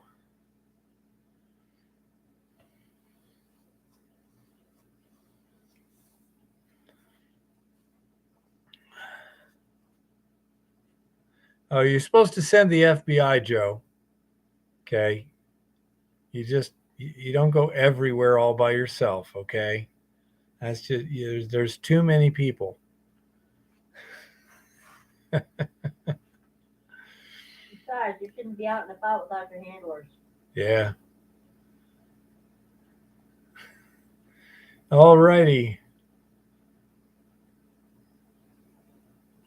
I'll take the vet.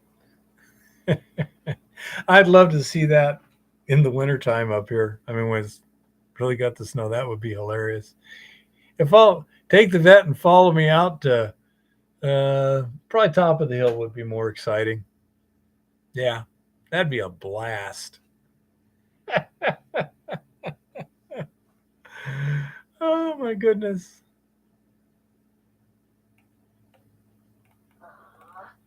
Just Keith Bowen.